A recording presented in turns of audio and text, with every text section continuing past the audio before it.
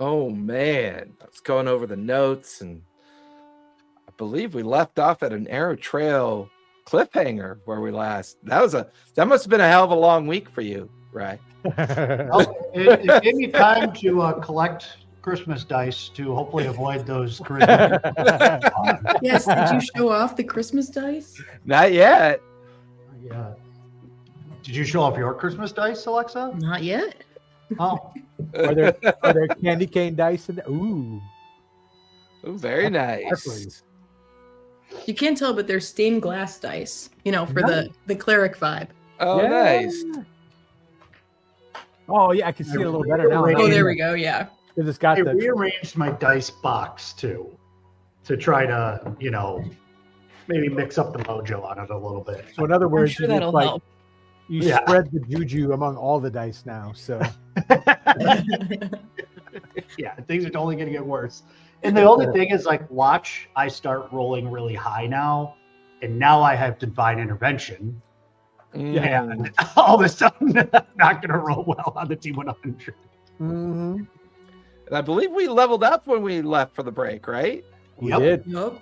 I believe you guys are level 11, Uh-huh. and Cora is level 9. Eventually, she'll get caught up when we have a major milestone for sure. But where we last left off, the team had thought they had said goodbye to Karina. She was put under the effects of gentle repose, placed into the portable hole in hopes that at some point they could successfully bring her back to life. However, it would seem that Karina's path has now taken her somewhere else for now. During her time on the threshold of death, she had met with the champion of the Raven Queen.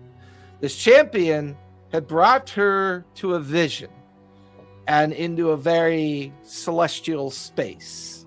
Here, she experienced a brave paladin that was locked in the blood vault, contained by the blood medallion. The origin of the origin of that story goes back to season 1. But she picked the helm as her choice, put it on Melody, and in exchange took the medallion, I believe, from Melody at that point. Mm-hmm. That brought Melody back to life. She was on the hindquarters of the great sauropod we now know that goes by the name of Tiny. However, Puck was having none of it. As the team descended into the bowels of the Fey prison and realized that the complex means of helping the Fey escape was now being interrupted by Puck's own version of escape.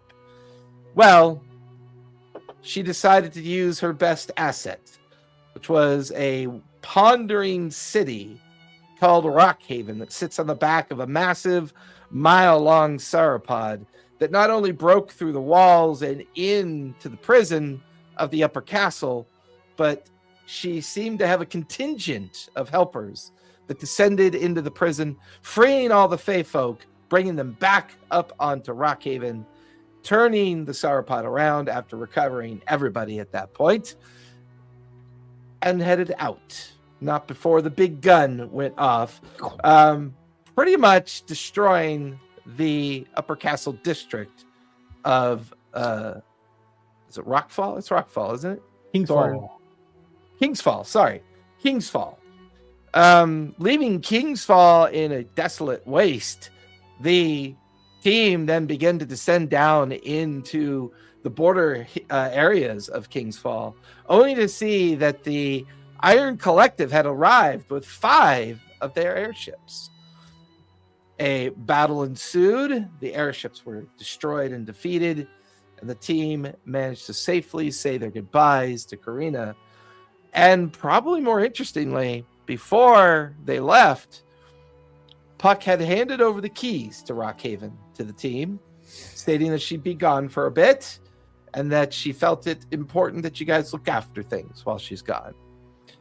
Karina then boarding a air skiff piloted by an elven individual that went by the name of Winter, a bard who went by the name of Earthen, as well as a strangely mouthy Tabaxi, and Puck, drunk as always, getting on board and heading off into the distance to pursue some other path that lies in front of them. The team then descended down into Rockhaven to learn more about this new town that they've inherited.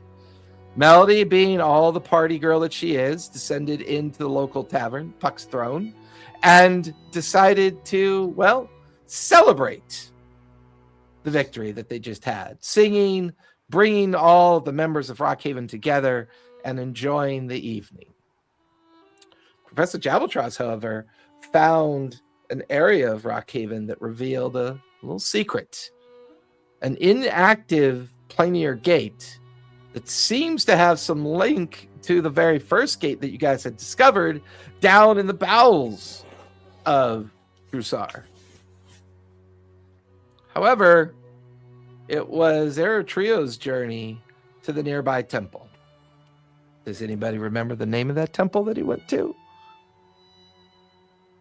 Temple of Helm. It was the Temple of Helm, which is quite interesting, isn't it? There at the Temple of Helm, he addressed some of the priests and priestesses and afforded an opportunity to attempt to commune or try to figure out, ask some questions, try to understand what's happening. As he approached the altar and as he began to... Well, Pretty sure Professor just fell off the bed. yeah, I'm pretty sure you're right. I'm sitting up. I damn near lost my phone a minute ago, but it'll be louder if I fall off, I promise. Eritrea had approached the altar, and that's when a familiar person, entity, showed up beside him. The entity of Divini, recognizing the importance of being inside of a holy temple, recognizing that perhaps the deeper Eritrea tries to discover the truth of the nature of his origin, there's a risk. Is Divini losing her control of Eritrea? Because up to this point, he's been given power, a slight sense of manipulation towards her cause.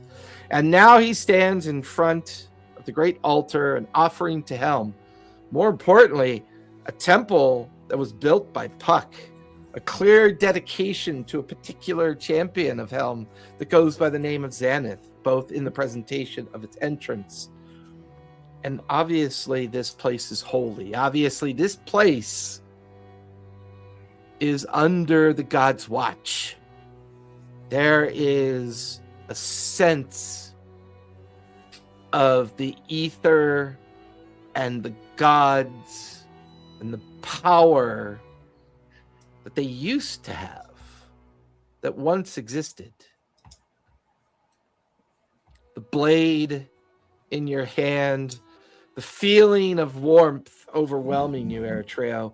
You watch as Divini begins to slowly circle you like a predator, eyeing its prey, pondering what you are doing as you stare at this altar. What is going through Eritrea's mind at this point? I want to be rid of this curse in these encounters, in this pressure to do something that is not clear to me.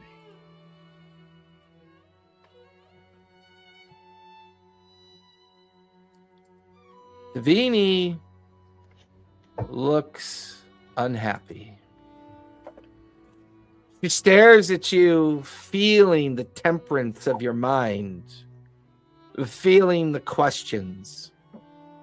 And then you feel this dark sense of energy and psychic awareness begin to kind of push into you. Your mind succumbing to the pressure of a lesser god who realize that she is losing her grip. Eritro, give me an intelligence save, if you would, please. I love it when he makes that noise every time. Oh, come on. First roll with Alexa's dice, she got me nat 20 for a 19. Look at that. It's a 19 because I'm a dumb dumb. Get it, baby. Get it. Oh, I love it. Also, it feels like Foreign and Melody are the angel and devil on Eritreo's shoulders. Like Melody's the one, like, be careful, and Foreign's like, use it. Who cares? We'll see what happens. I love it. Fucking awesome. That's how you know somebody gave you good dice. Yes. First That's roll, some- nat 20. Yeah, that's pretty epic. Now, if you do that 5 more times in a row, I'm going to start questioning things. Melody got you weighted dice. Oh my goodness. Devini's power pushes deeper and harder. She's not going to let this one go. There's too much at stake, but it's at that moment you can hear somebody singing. Soft, melodic child song. You can hear, and as this song kind of expresses outward in your mind, everything around you is lost to you. This song is familiar. You've heard it before. Well, it's familiar. You struggle to understand its meaning.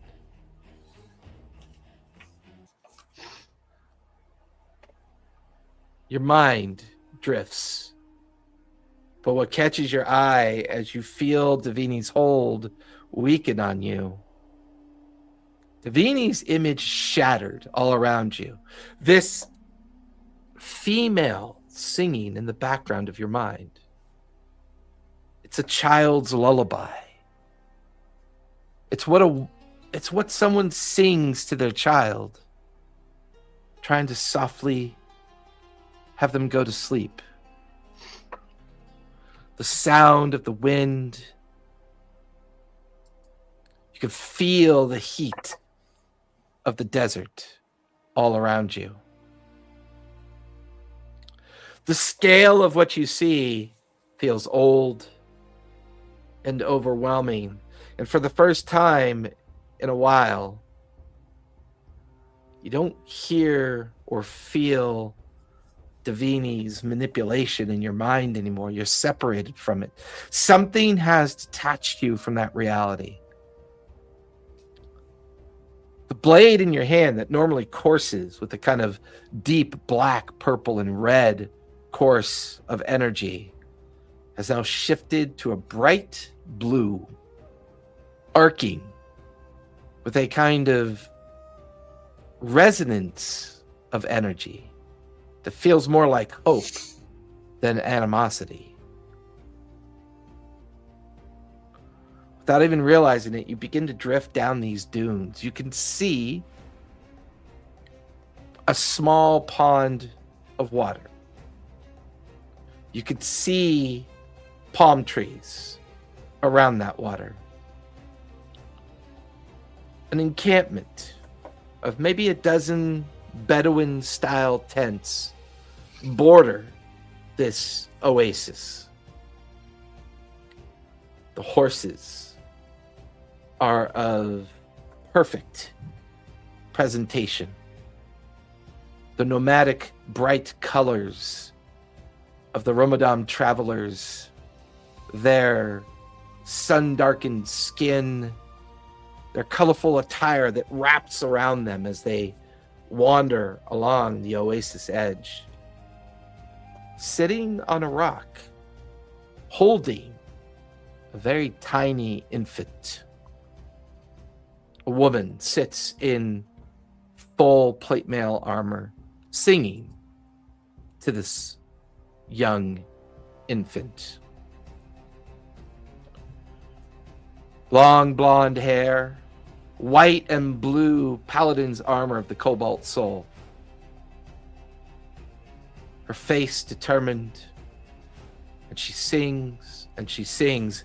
The 2 or 3 dozen travelers around her smile up at her. She stands up from the rock, and she begins to walk towards the oasis edge. She stands so the water barely touches her feet. Eritrea, you stand right behind her, but you watch as people pass through you. This memory, this thing, has revealed itself to you at a very important moment. You watch as the surface of the water begins to froth. Huge gouts of bubbles and steam begin to bubble out of the center of the oasis. The other travelers here begin to panic, shift away from the edge, and you hear this new, but for some reason it's familiar to you. You don't know why. Don't worry. He hasn't come for any of you. He's come for me. You watch as this watery figure ascends out of the center of the oasis, stares down at this paladin, the edge of the water. We have made many bargains, a young one. What makes you think that this bargain is one I wish to make? Bargains are for fools. I want to give this world hope. And I know you'll keep him safe. You know that my world,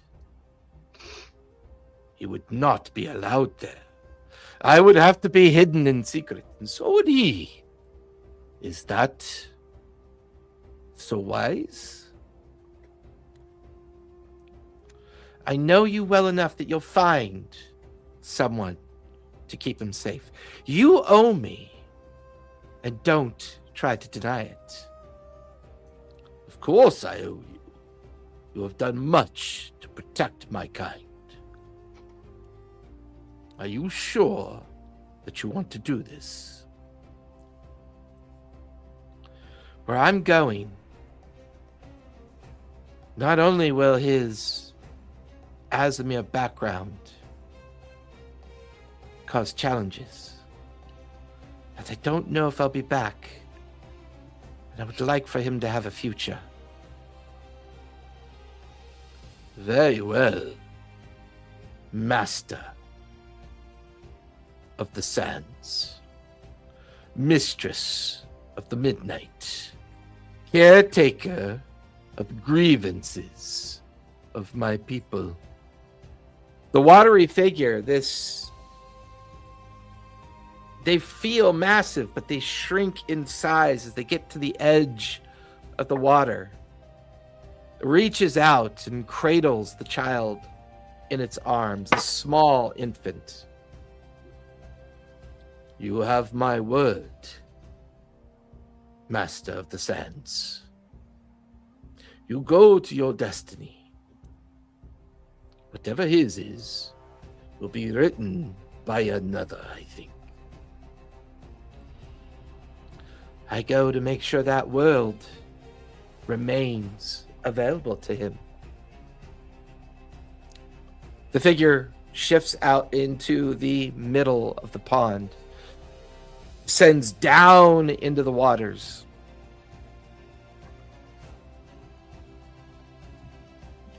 She stands there, a single tear on her face.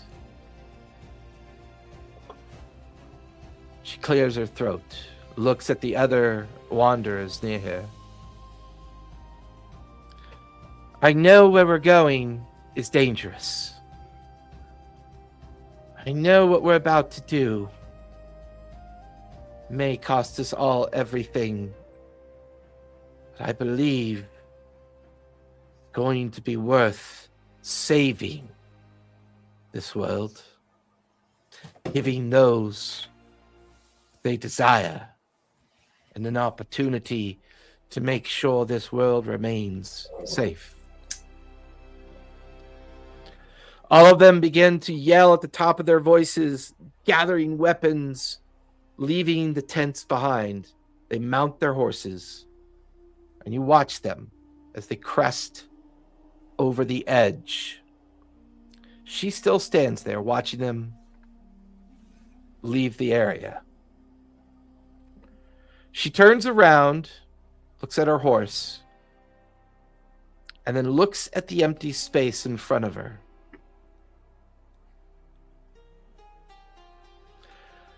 I give you the name Eritrea. The celestial summons of the vessel of hope. When matters are their darkest, when the world is about to crack and sunder, you will light the way. She mounts her horse. She follows up over the edge. You feel yourself pulled. You're following her as her horse continues on. On the back of this horse, she comes over the edge of the oasis dune. And there, down in the open sands of the emptiness of the desert, tens of thousands of undead shamble towards the oasis. With 36 warriors and herself, she lets out a cry, and they charge into the maelstrom.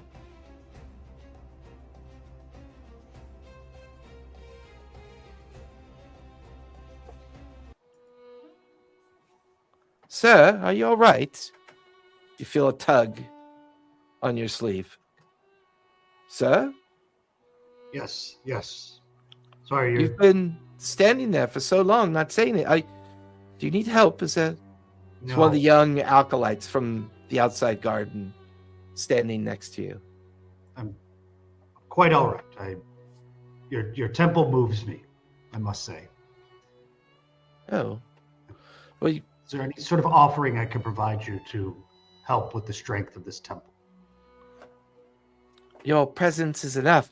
You're part of the people that helped today. You were one of them.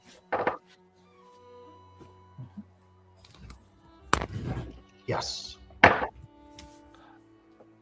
It's good to know that we still have friends. The young girl drops her hood. The fey-like visage, the translucent wings underneath her cape, the feathery finish of her skin, this fairy of 3-foot height that you thought was a young child was a young fey woman staring up at you. Her purple, blue, and yellow mottled skin, a smile that is strictly fey. You can't miss that smile. Yeah, go on. She then smiles and just kind of goes back to what she was doing.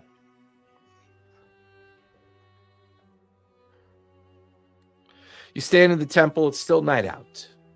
You can hear the busyness of the town outside.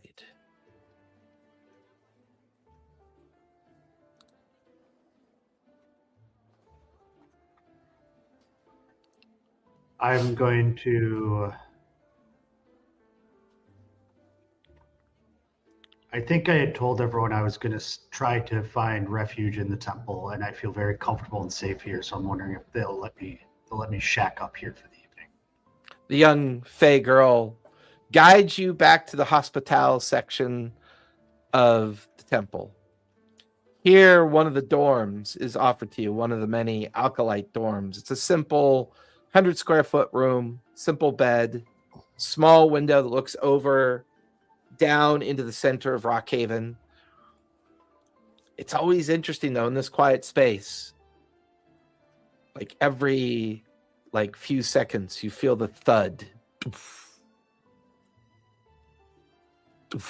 the shudder, and you can see the long neck of the sauropod off in the distance, the light, the dirigible that hangs over its head for the pilot, the kind of like the weird twisted and plank-like lanes of Rockhaven stacked up almost one on top of each other. The temple has a good view of Rockhaven, good view of the sand that is passing by down below in the darkness. As you settle into your long rest.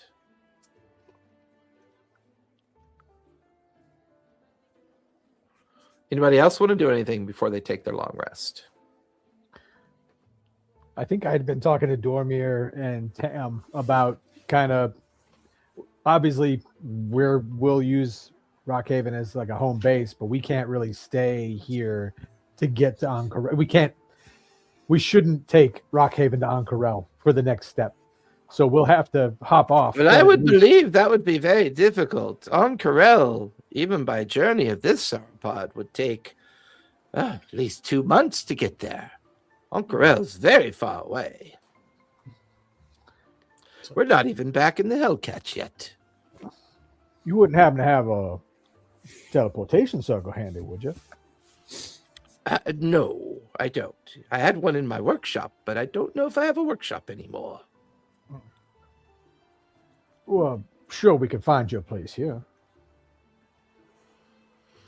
Perhaps I will work with Tam and Twist. They will find me a place to get settled in. If you and your friends are meant to travel separately and to do something other than the intention of Rockhaven, I would imagine our first course of action is to assume that all the Fae folk that are hidden away are compromised and probably need to be collected by Rockhaven. Correct. Your information about Bragsworth leaves me somewhat skeptical of what and who we can trust. Speaking of, like I put my hand up with like the pause, Bragsworth, as far as I know, still has a token on him. And I tried to communicate with him 3 or 4 times over the last several weeks. Yeah. And it was not reacting at all. So at this point, if he's not the real Bragsworth, I'm going to burn my token and see it and see. I get a minute to see and hear from the token. But that destroys the token, though. So for that minute that you burn that token, the only sound you hear the entire minute is the sound of heavy machinery. Nothing else. Can I? I'm trying to think of what check it would be. I want to see if I can recall if that sounds similar enough to. What's your passive insight? Passive insight is really good. Not that good. Sorry, that's perception. 16. It's not terrible.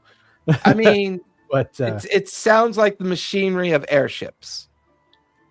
Okay, but not like the machinery of Crimp's workshop where we had been before. Okay, so it sounds like airships. All right. Yep. Well, I don't like the sound of that. I would have just completely paused the conversation with Dormir, and my eyes go white. I do that thing, and then I snap back in with, I don't like the sound of that. Airships is about what I could make of it. I couldn't tell you how nor hair where. We just blew up a few of them, but whoever was posing as Bragsworth, or not who was posing, Bragsworth himself, whoever is on an airship somewhere, or at least the token I left with him is on an airship somewhere. I see. Is it something we should worry about? Is the cannon fixed?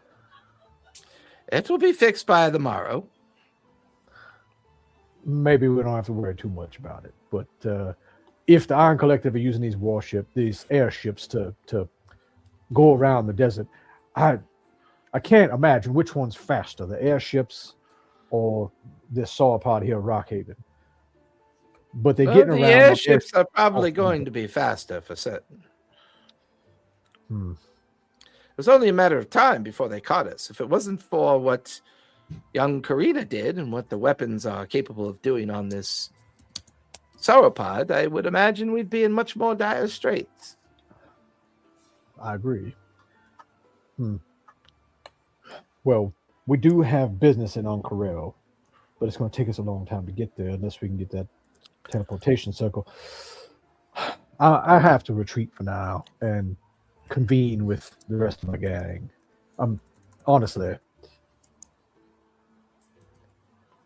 stay the course here, but thank you for your time, Dormir. Of course. I will find my way back to Tam and Twist. We'll figure this thing out. It won't be difficult. I'm just gonna hop off the dirigible and like activate my ring partway down, and then like start scouring around looking for. I mean, as far as you know, Melody was clear that she was going to go to the tavern. So Melody and Cora are at the tavern. And that's kind of what I'm looking. Yeah, Eritrea would have headed to the temple. Professor had gone to, I think, one of the archives or one of the. Not the beacon. The observatory. Yeah, gone to the observatory, and so as far as you know, maybe everyone's planning on rallying at Puck's Throne, which is her own personal tavern that she maintains. See if I can't get kicked out of this one too.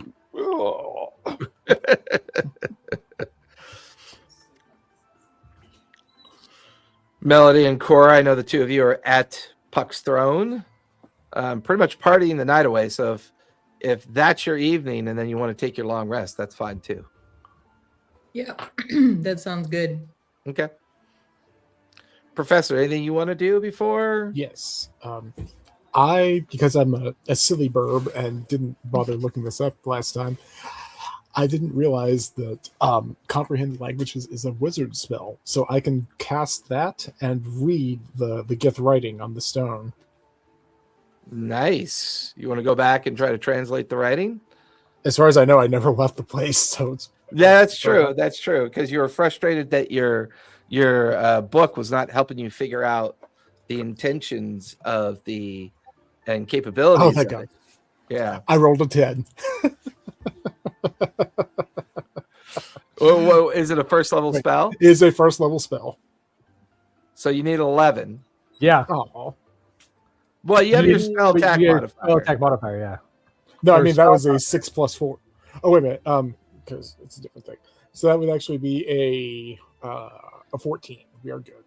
Yep. 6 plus your spell. Yeah, if it wasn't prepared, it's a spell modifier though. Yeah. Oh.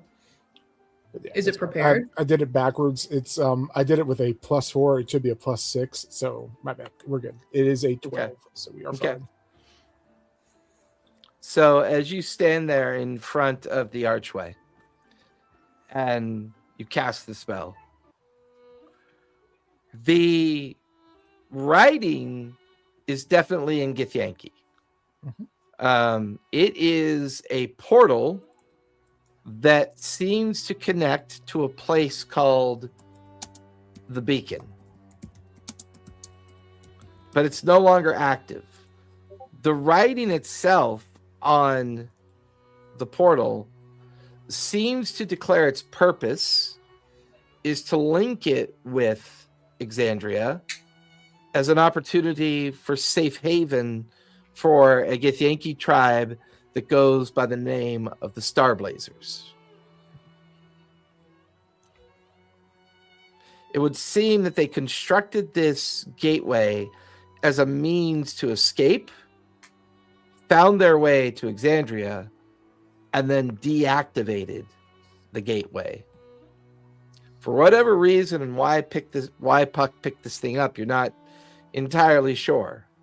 But then again, there are a lot of oddities and other collectibles and kind of things that you get the feeling that Puck has been collecting over her travels. But you would also know that gateways can become active again. It's a matter of figuring out how to activate them. Now that I can read other things, do I notice anything else on the gateway that would help to explain the activation process, or is it just, hey, this is... Give me an investigation check on that one. All right, let me look at what my investigation is. +2.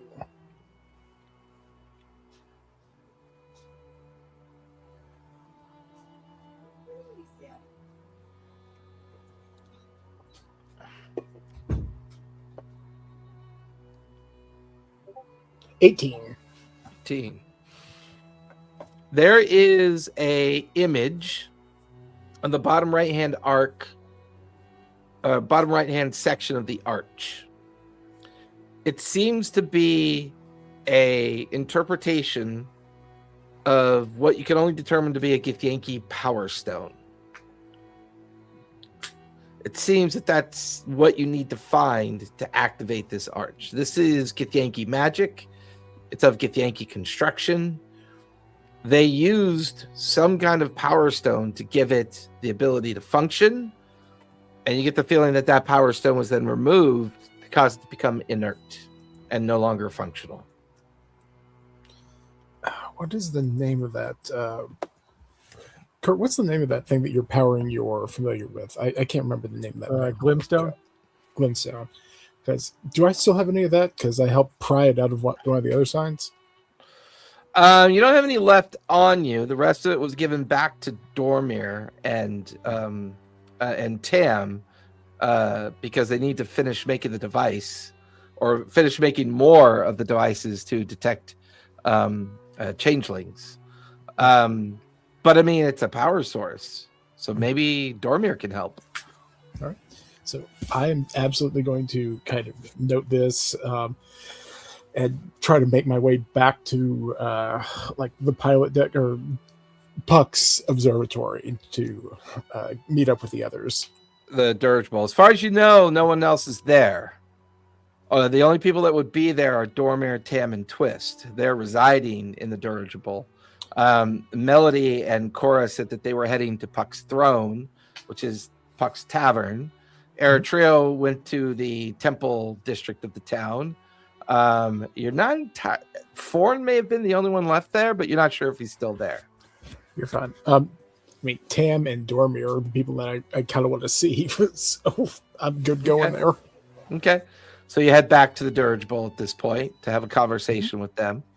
As you arrive, they are there. They seem to be looking over Puck's chart table, interacting with some of the equipments there. There's also a small gnome there that they seem to be having a conversation with. The gnome is standing in front of the three of them with his arms crossed. I don't really care who you say you are. Puck sent me a strange message in regards to why you're here, but I trust her. Unfortunately, I'm not sure if I should trust her while she's sober. But yes, I'm the pilot. I keep Tiny moving. It's my job. Tam kind of looks down. I understand that you're the pilot. And I'm telling you that the information that your former master left us, there are at least 8 locations that we need to go to. We need to start here, and he points down at the map, and we need to follow this line all the way through for the next 2 weeks. That should allow us to safely remove all those that are in hiding for now. Then we could get them to the rendezvous point and get all the Fey folk out of the Ramadan and out of Marquet. It's going to be our focus. Do you understand? Well, I understand. I'll do what I can, but we will have to stop occasionally to feed the beastie, water it as well. It takes a lot of energy to keep it moving. Well, these are things you already know, so do what you must. If you need our assistance, I don't need your fucking assistance. I've been doing this for years. Well, fine. Well met, Mr. Willowbrick. Well met. Of course. He kind of walks over and looks at you. Nice wings. Walks right by you, Professor. You watch as these canvas leather wings fling out on the gnome, and he just jumps off the edge of the dirigible, and just flies back down towards the backside of Tiny. I say, is he all right? That seemed unusual. Evidently, that was Puck's master engineer. He will see to it that we will accomplish what needs to be done. What are you doing here? We figured you'd be out celebrating with your friends over at Puck's throne. Well, actually, I managed to find a planar gate that Puck had collected somehow for some reason, but well, I think it was used by a tribe of Githyanki to escape. I'm hoping, but it's inactive. It looks like it might need a power source. Have you had any encounter with that? I know you're trying to get as many of your Fey brethren to a safe location as possible. It seems like it might be useful. Dormir and Tam exchange looks of concern, and Dormir kind of walks over to you. Githyanki equipment and Githyanki are not to be treated so lightly. Their magic and how they use their magic can be very dangerous. They are very warlike and very difficult people to get along with. They live out in the Astral Sea, where they wander and wage war on those that would dare cross over into their territory. If you've found a gateway that connected them to this place, or to the idea of being somewhere in Marquet, well, they must have a safe haven around here somewhere. It's usually how it works. They'll find a safe place to lie low, gather their numbers and gather their strength, and they'll find themselves back into the Astral Sea, where they'll go pirating and raiding the great asteroid belts and large cities and communities of the Astral Sea, of course. I understand. My concern here is I don't want to, if this is only to be used to connect to that, how much do you know about planar and interdimensional travel? Well, I know what I know when it comes to spells, of course, and the idea of different planes of existence. My magic is powerful enough that I can do planar shift if I have the proper components and ability to do so. I've never had any cause or reason to, not since the imprisonment of that vicious little lesser god, which your friend Fawn found so conveniently opportunistic to nearly set free. Luckily, we put many layers of security in place to manage that. So, what I want to do is it possible if to use an existing gate and connect it to a new realm? There is another one that exists here that we've used before. I wanted to know if I might be able to take this one that we have and perhaps direct its portal somewhere else. And to help with that, and I'm going to kind of reach into my pack and set the Atlas of Worlds down on the table for him to look at. Yeah, both Dormir and Tam's eyes light up. Oh my, these are rare to be certain. This is yours. It was my husband's. I rather unceremoniously sent him back to our home plane. After my experience with the hag, I think that may have been a mistake. I would like to try to open communication, try to, if not bring him back, at least send a message. I see. Well, if you're willing to leave me that book for the evening, I'd gladly read it and see what it offers. The only real challenge you have with physical gateways is that they're usually built with a single purpose in mind. To repurpose and reuse them for alternate gateways of connections could be difficult magic to contain, to say the least. But I'll give it a go this evening, read what your book has to say, and do some of my own insights. And I've carried a small library with me. He kind of pats a little bag of holding that he keeps on his belt. It's not everything. Well, everything is possible, but not all things are probable. We shall see what we see. Absolutely. And you said the others have gone. I believe they went to a place called Puck's Throne, a little tavern in the middle of Rockhaven. Okay. Well, I appreciate it so much. It's good to speak to you. I can't thank you enough for your assistance in this.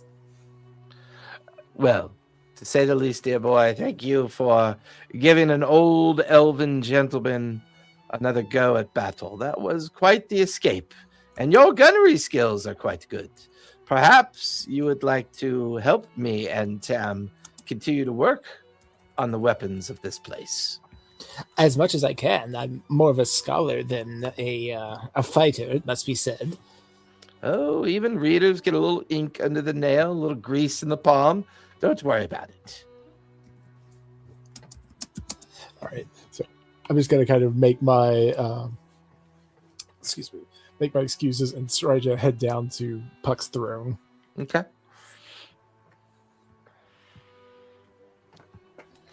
With that, Eritrea, Forn, you're heading to Puck's Throne as well? By trying to. Yeah.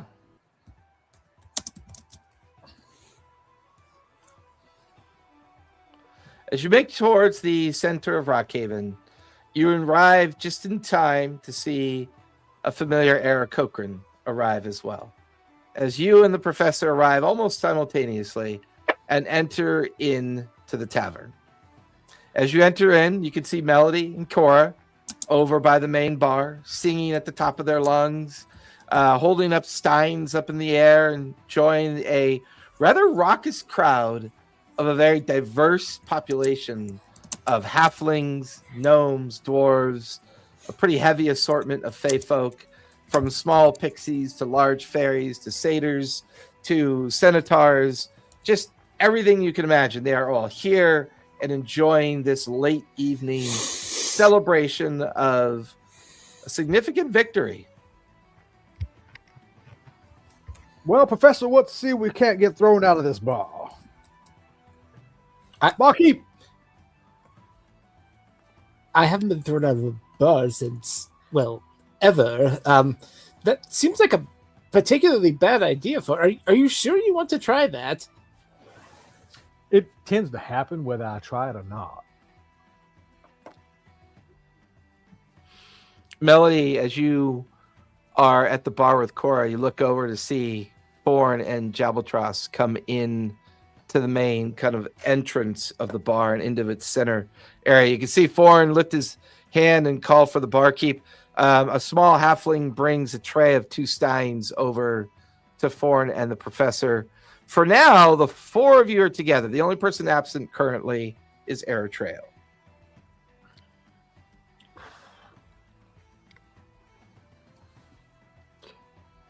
Where do you think they get this brew? We're out here in the middle of the desert. Great big saw pod. Certainly don't make it here, right? What do you need to brew this? Like a big barrel and some hops? I don't know, but I mean, water. You need water, right? We're in the middle of the desert. I assume there's a druid on board or something. Sure. Cheers. And Foreign just puts that whole one down quick. It's been a little while since Foreign's gone drinking. Jrusar. It's been since Jrusar. It has been. Yeah, pretty much. Yeah. Callista said it's sauropod milk. So we're drinking green sauropod milk. Is that what we're doing? It could be Green fermented sauropod milk. Certainly not blue milk. That's copyrighted. Oh, I didn't realize that. Excuse me, Puck was going full Mongol on this, and like, cool. All right, whatever's just fermenting other like fermented milk that sauropods have. We've decided, but anyway, BRB. Look, what are we gonna do now? Corinna's gone on her journey. We know maybe Jrusar Ord is buried under Ankarel. The Bright Queen perhaps is not dead now. And all the Fae across the Rubidoum Desert are in danger. Oh, and I burned my token I left with Bragsworth, and all I heard was machinery, like airship machinery. What? Do you think it was airship machinery, or do you think it was Crimp's machinery? I'm pretty sure it was an airship, not Crimp's. I remember the sounds of that, like the stamping and everything from the factory. It didn't sound like that. It was more of the workings of an airship. Well, it seems like this thing the traveler is requesting could be a priority, and it's in the same area as Jrusar Ord. We could stick around on this sauropod and wander around collecting Fae. That would probably be fun, but it sounds like it's going to take a long time.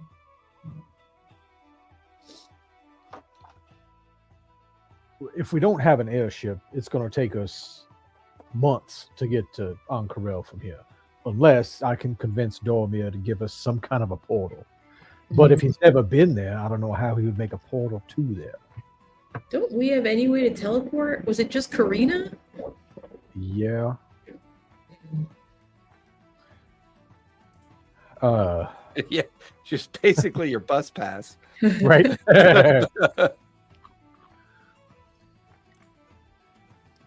You know, I've seen those sand skiffs out on the desert, but still, those can't be faster. You know, Sounds like we got to get Dormir up to teleport us. That's got to be the fastest thing, right? unless he's got an airship in his pocket. Which, possible. Weird guy. Very, very weird guy.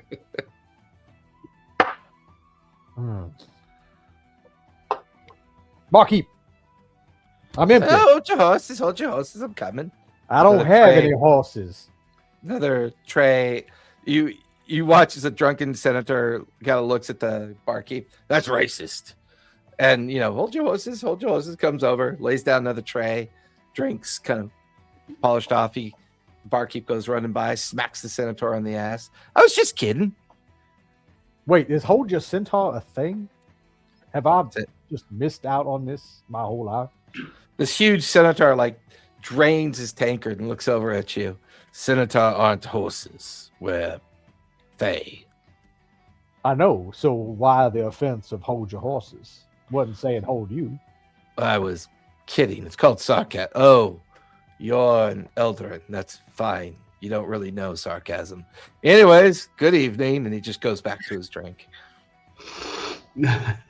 Is everybody around here like this? Warren, you're being kind of a buzzkill. Have another couple drinks. I normally get thrown out of places like this.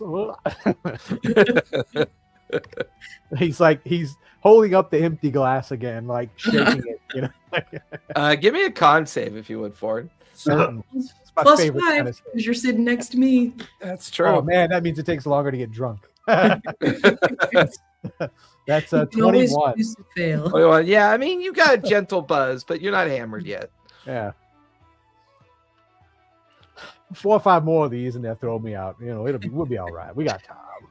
I think Cora's actually got some rooms here. You stay in places. I normally get thrown out and just stay on the street or something. Yeah, if you don't start a fight, you can stay as long as you want. Yeah, and I did get rooms here. What was that? Sorry, I I did get rooms here. got rooms. It's not the centaur though, you know? What is it? No. The Oh, Francis you mean it's centaur. not It's like- not home. Yeah, I'm really worried about all of our stuff. Oh, I'm sure it's not there. I'm worried about Darwin and Meathead. What if they got out? Well, they seem pretty hardy. Well, Meathead did get killed, I think, right? No. I mean, like, he was down. He was beat up pretty good the last fight there. Oh, damn. And my shop, I spent all that money to get the shop. Now I'm broke. Like, third drink's down. The So mood is turning sour. It follows I feel like me the wherever I go. professor has suddenly just like backed off. The centaur that got offended, just sitting there like covering shoulder on his more like kind of like, I guess I don't know horses. I know that's a terrible thing for a Kentuckian to admit, but just like on his back, it's like it's okay. It's not you, it's him. Don't walk behind them. They kick. Thor. Reality, it been there. Thor, this gentleman here you are offending this gentleman with your written remarks. It's No, it's quite all right. We've dealt with Elendril before. They are, how shall we say, not exactly social folk. It's quite fine. Okay. I mean, just with his talk about, it not being a centaur, is I think, and you're right here, sir. You seem like a lovely man. Do you prance? Prance. No, but Yeah. I dance. No. Prance. It's like where your back legs to front legs kind of like a hop. Are you asking me if I prance?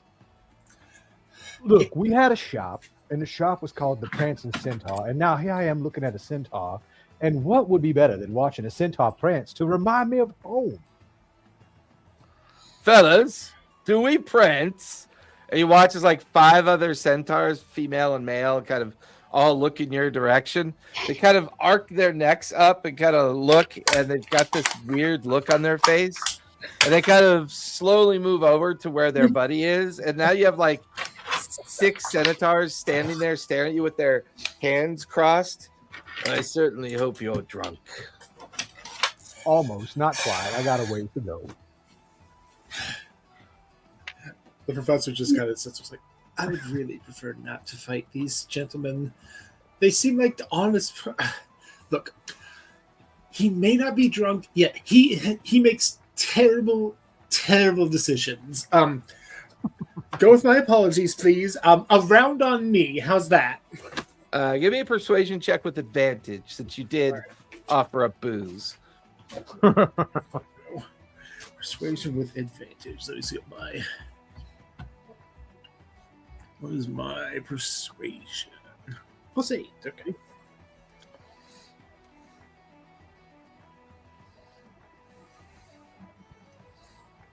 Sorry about this. Not having my dice is making this kind of. All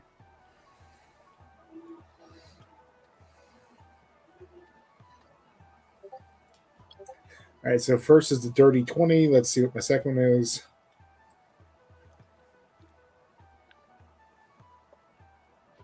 I love how he's using Discord.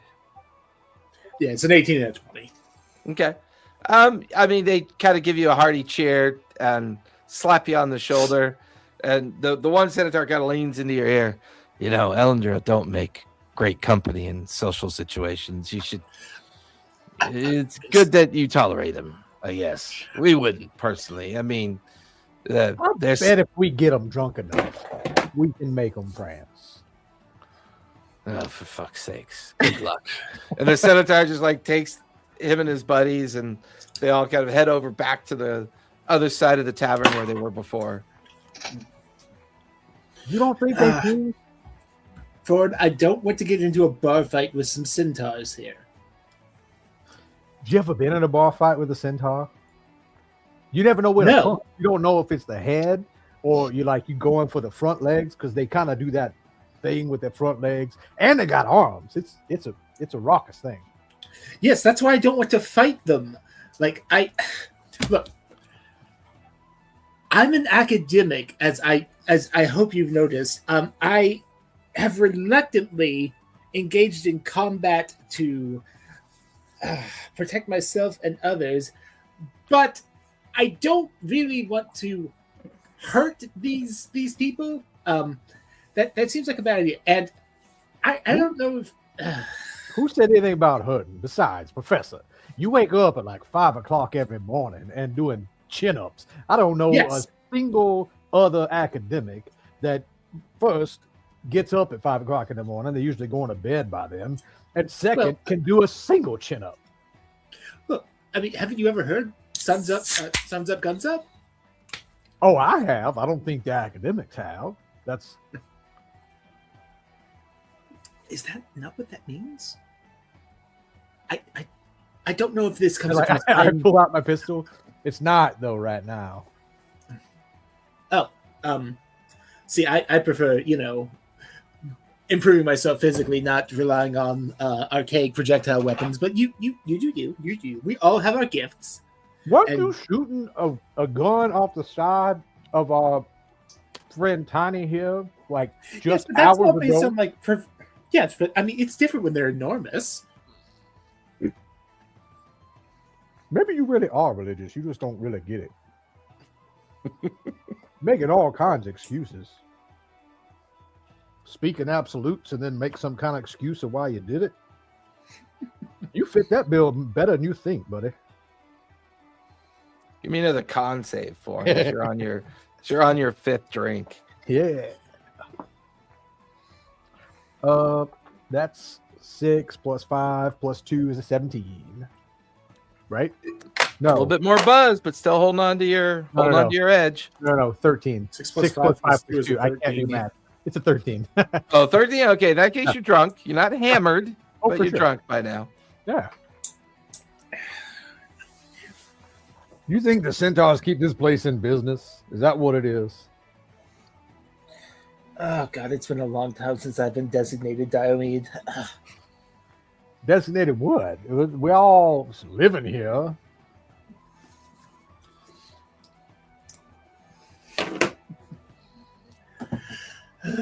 Oh, actually, that's not a bad point. Okay, you know what? Get Tor back as much as you want. That's a fair point. I hadn't considered that.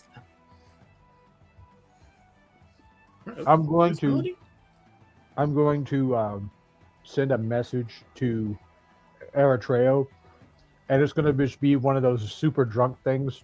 Drunk texting. Except it's through the Token. token. You up? Right? It's Eritreo coming to get thrown out of a bar. Come on. I can't do this alone. Where are you?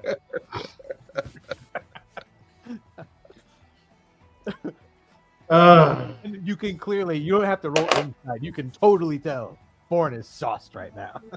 Yeah.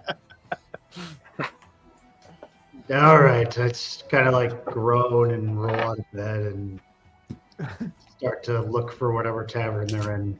Hey, Yeah, the last time we were at a bar together, I got thrown out. So This is true. It doesn't take you. I mean, Rockhaven's not a big place, so it's like it's really only 3 districts. There's like the Market District, there's the Temple District, and then of course the Commons. It's maybe a population of 300 or 400 people. That's a little overburdened right now because of all the Fae folk that have been rescued and are now kind of wandering about, finding places to crash. And some of the biggest buildings are Puck's Throne, where the markets are. So about 15, 20 minutes later, I was stumbling out of the temple. You find yourself inside the tavern. Foreign, give me another con save. Oh, that was better. That's an 18 plus 2 plus 5 is 25. Yeah, you're getting drunk, but you're controlled drunk at this point. It's that lucid stage before you're blacking out, you know, where like you get soft for a second and then you're lucid for a minute and then you're just blacked out. You see Eritrea arrive. Hey! All right. It seems like you guys needed a guardian for Mr. Thorne here. Watch the centaurs. They got sticks up their asses. All right. Excuse my head. I would have said that like super loud, too. Like drunken loud. So the professor just walks up to Eritrea, just like hand up, just like tag out.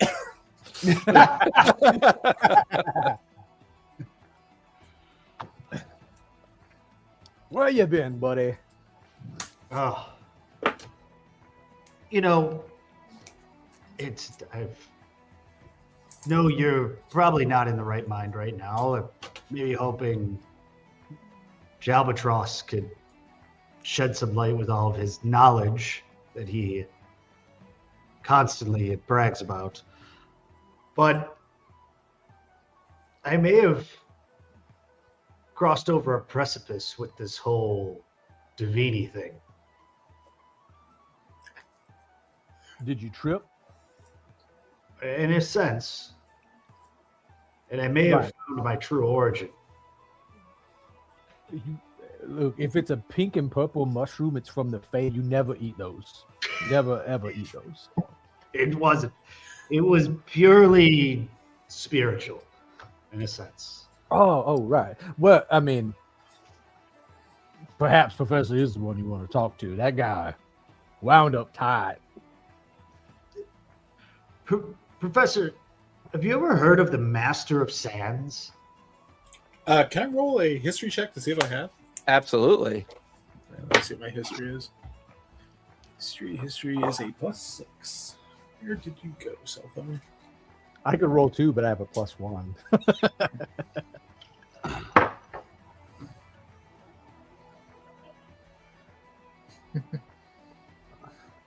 Isn't that somebody like leading the show? Like they get up in front of the stage and then like they introduce all the acts. Isn't that what that is? It's 19. 19. What do you need one of them for? You about to get on stage here? As Thorne descends into his drunken sarcasm,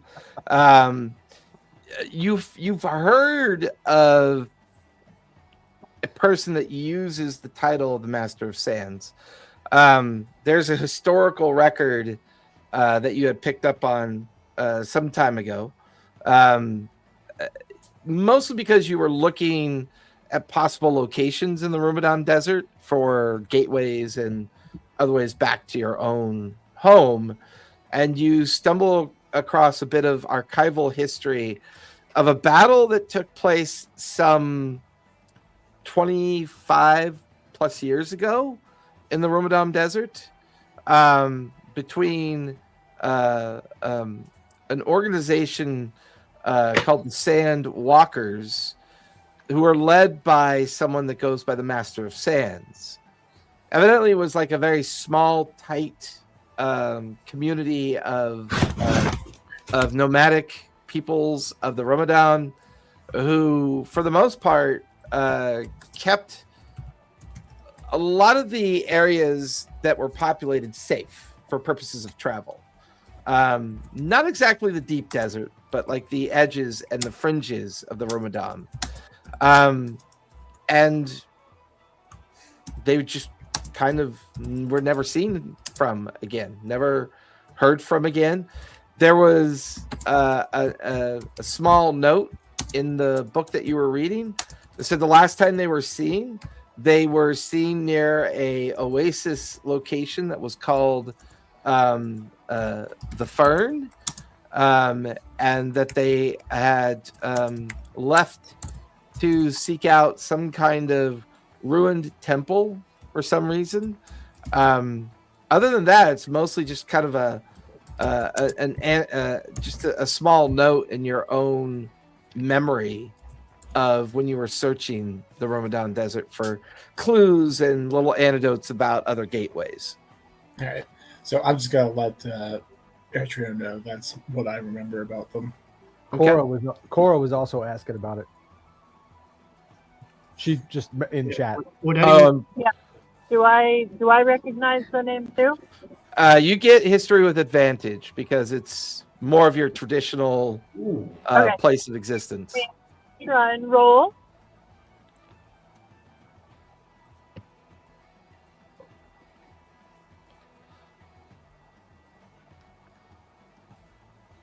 What's that? My goodness. Hold on. She's rolling on. She's rolling. Yeah, on she's rolling on her phone. Even more importantly. So you just, I already got to do this on a separate thing. You just want to tell me what your modifier is. I can roll for it. +3. What'd you get? Well, you said modifier. It's +3. I got a 17. 17. The Master of Sands is a legendary nomadic leader of a group of Templars, Paladins, and Clerics that sought out old ruins, old dedicated sites, places that were havens for people who do bad things. They were also well known for hunting down the undead. It was one of their specialties. It's their way of kind of protecting areas of the Ramadan Desert. More importantly, they kind of have a reputation of being zealots, overly dedicated to their version of the truth. They do worship the god Helm, however. I share that with the group too. Okay.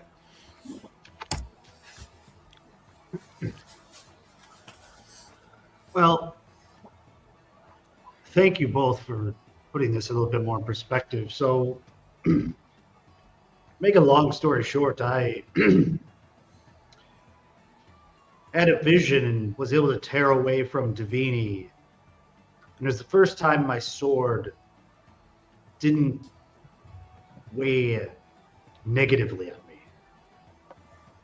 And I saw this vision of a woman with what I believe was the infant version of me. She was the Master of Sands. I don't know if she was my mother, but that's kind of the implication I'm getting. And she handed me off to some watery figure in an oasis who wanted to take me to this world to help preserve it and leave it and make it good. And then she went and led her small band against tens of thousands of undead. And that's the last I saw. And I thought my background was fucked up. Your background is fucked up. Well, Ford, we're not saying it's not, so maybe I just had a fucked up backgrounds. Does anyone know about some sort of watery figure that they would have prayed to or been in service to or was in service to them? Does it sound familiar to me? No, but it would sound familiar to Forn. Forn, you recognize the description of a djinn. More importantly, a water djinn. Kind of sounds like a water djinn, but what would a water djinn be doing in the middle of well, I guess that is the place. If you were gonna grant wishes, yeah, I imagine that would be the place to. Yeah. Never mind. That makes sense. That makes perfect sense. So wait, you're the child of a djinn? I think I'm the child of this Master of Sands, I think, and she gave me up to a genie to help protect the world and bring good. And then I don't know what happened what I would assume is my mother after that, other than potentially slaughtered in battle or maybe defeated tens of thousands of undead. I don't know. But it's the first time something that's tugged on me has felt positive and good in quite some time. Cora, you got any idea where what did you say the name of that place was? The Fern? You got any idea where this oasis might be? You're a desert wanderer, right? For Cora, the Fern does sound familiar to you. The Fern is a watering hole that sits like on the edges of what's called the Sand Deep, which is kind of like the jumping off point before you're in the heart of the Rumadan Desert. It's usually a place that is kind of coveted a little bit, kind of kept secret. You don't know its precise location, but you do know it exists. I share that with the group. Okay. Well, I think we have more pressing matters at hand with Karina Prime, and we need to find her first. But if we come across her in the vicinity of this fern, or we could speak to any more jinn along our journey, I would like to find out more, because the apparent purpose of me is vague. Doing something just for the general good is vague. What path were they trying to send me on? What kind of real power do I have? And who should I try to connect with in order to pursue this destiny, as one would say? And I this obviously is very important to me, but I know we have pressing matters at hand with Karina Prime. And I feel a lot more confident in myself and my ability to stave off the powers that seem to be evil of defeating. God, I wish Melody was here to hear all of this. She would know that I'm not a bad guy. They get quite some time in the bathroom, isn't she? Look, all hags aside, isn't that normally what kids are for? Hope and good in the future and all that? That's a dreary way to put things, but I guess you're not wrong. I mean, why else have them, right? Again, all hags aside. Yes, that's true, but I don't know if anyone's ever set off on a specific. If people are often born to be set on a certain path and given up to some sort of semi-deity figure. Most people aren't born with wings either. Sorry, Professor. I'm going to say at some point, Melody gets up to go do something. So give me another con save without the +5, if you would. Ford. Professor's +4 because of me. Oh, that's right. The professor's there now. So yeah, now it's a +4 instead of a +5. But it's a 12. That's a 6 again. Actually, let me make sure it is still a +4 because one of the reasons why hers was it's still a +4 because she's a higher level paladin than I am. So. Yeah. You're drunk at this point. Not hammered, but you're definitely drunk at this point. I have an idea. Trail. I have an idea. Distract the bartender. All right, I'm just gonna go with my original. I'm going to go up to the bartender. Say, you want to see magic? You need there. Slight. I'm just gonna wave it around like I'm at a rave. Give me a persuasion check as you do that. That is a 7. Damn. 7. That's lovely, dear, but I'm afraid I got to get back to work. Good evening. And she just kind of stumbles off back into the crowd with trays of food and drink. I would like to try to stealth first. Disadvantage because you are drunk. Oh, but I have it's a straight roll then because I have my boots on. Correct. Hey. That's a 5 plus 12 is a 17. Yeah, it's a busy crowd, busy night. I think no one's paying attention to you at this point. Okay. I'm gonna slide up behind the bar, and I'm going to pull out some rope and start with mending. I'm trying to stick the rope on the back of the bar, and I'm drawing out Puck's throne and then an outhouse on the side of it with the rope. And then when I finish, I'm gonna try and touch it with my finger and make it glow with my artificer. What the heck is it called? One of the magic item things. What the heck is that thing called? I can make an item glow, give off light, something like that. Right. I'm trying to make a neon light that says Puck's throne with a toilet beside it. I mean, easy I enough am to pull off. Yeah, easy enough to pull off. I mean, the crowd starts to laugh a little bit and clap, and the barkeep comes back. What's that supposed to mean? Flush one down for Puck, and I'm gonna chug another beer standing on the bar. Give me a con save at disadvantage if you would. Sure. Oh my God, you're gonna fall off the bar. I rolled double 2s though. So. Well, it's only crit in I know. combat. So I know. as Forn is leaning back, taking That's that a sword long, for taking that long draw on the Stein, the world starts to spin, and you immediately fall backwards down onto the ground behind the bar, and you just pass out cold. Just drool coming out the corner of your mouth. The last thing you remember seeing is Eritrea and Professor and Cora kind of looking over the bar at you. And then you see Melody's silhouetted face. Oh, not again. As she looks kind of down at you. And then you just kind of pass out.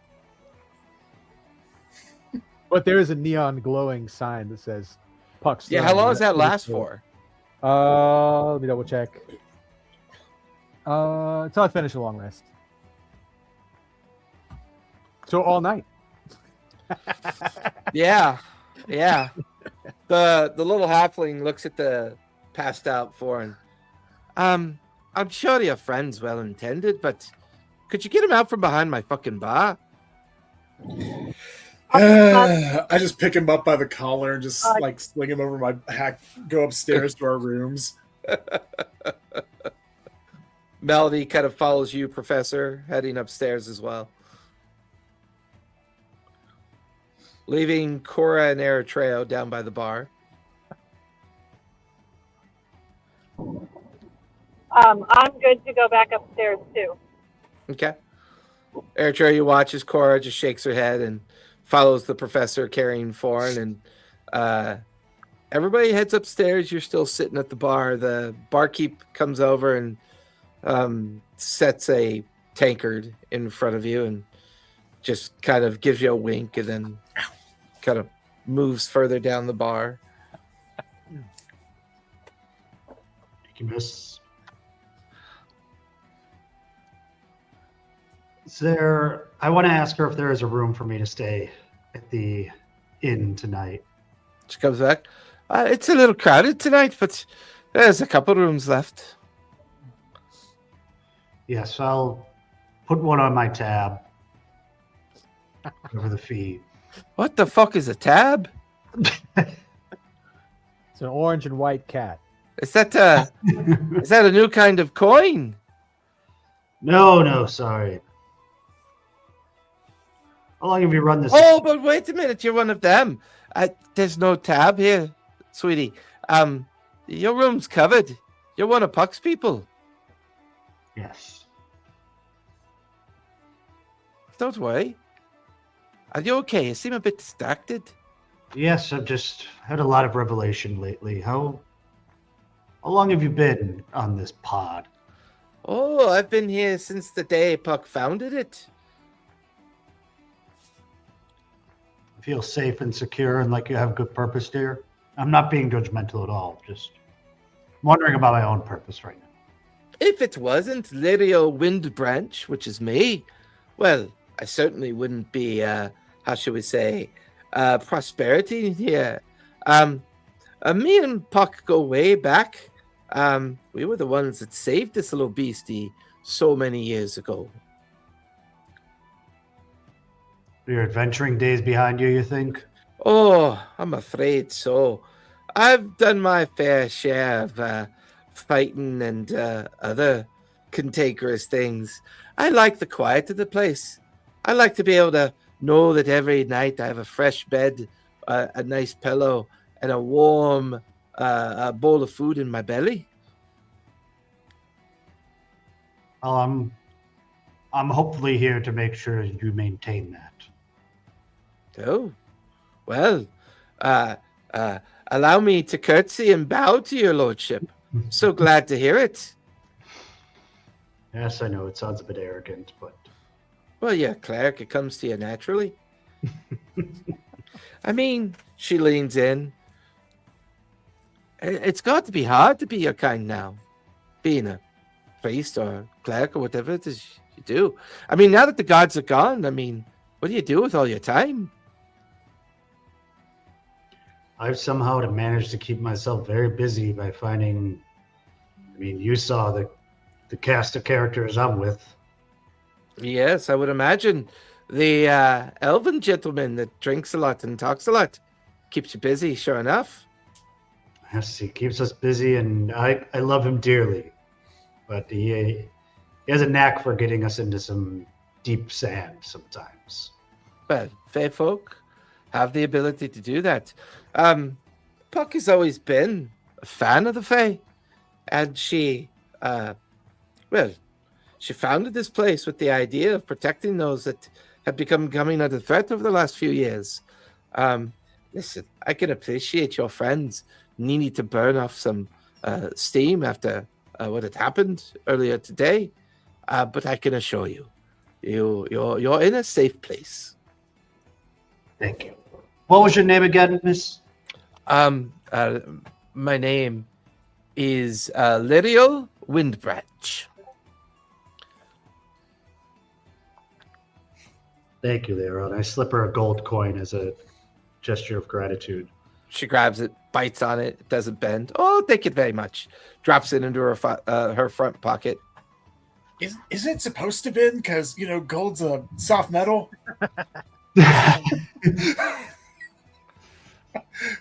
You son of a... Just punches him in the face. Gold plated head. I'll down my drink and head back up to my room. Okay.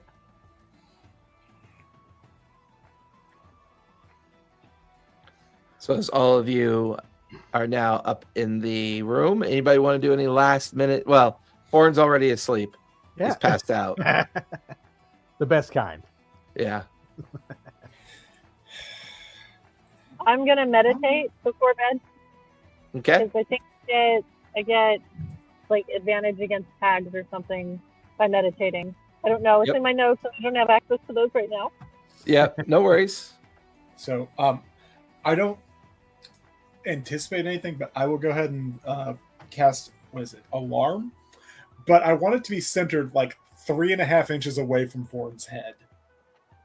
So if anything triggers, he gets the hangover, wake up. Except alarm only is in your head, though. Okay. Yeah, that's true. So if I move at all, Yeah, then it's gonna wake you up. I think that's a great plan. Try to see some. What is that? Oh, see some with. It wasn't too mischievous. Come on. It's not that. It's I'm trying to look at a. One of the things I got was some circle spells that kind of just popped up with level 10 as. Can you say something with my area effects? With that, all of you can now check off a long rest. Mhm. You wake up the following morning to the sounds and smells of a very busy Rockhaven still trucking along in the open desert. The huge sauropod sending very minor tremors through the entirety of the town as it slowly plods along towards its first location of picking up Fey folk to begin the long, arduous task of collecting everyone for purposes of taking them to a rendezvous point where they will be whisked away to a location of secrecy and safety.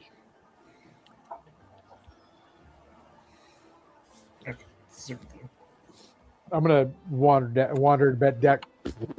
Talk. I'm gonna wander back downstairs to the bar and retrieve my rope.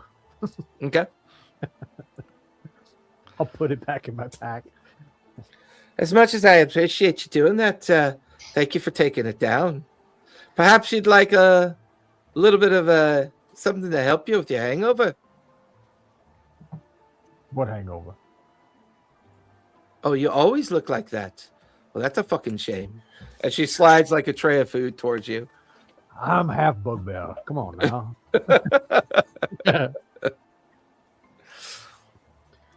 But for now, you're kind of downstairs, sitting at a table, enjoying the breakfast of Puck's Throne. As long as you consume the breakfast of Puck's Throne, you have advantage on wisdom saves for the next 24 hours. Excuse me. Nice. What? Look, I know it's early, but beer, water, eggs. How do y'all? Where? The shipments just fly in? What's going on here?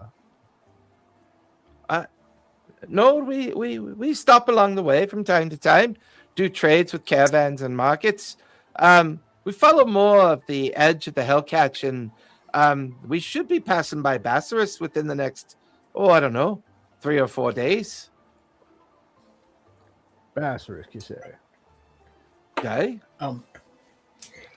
I know Puck kind of collects little odds and ends of everything, but has she ever encountered a Githyanki clan around here? Oh, dear. I wouldn't know what that is. The kind of gaunt humanoids, pointy ears, green.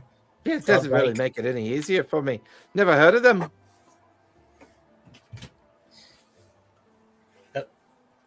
Okay. I don't think I have any ability to project anything, unfortunately. You know, it dawns on me. Going to do anything.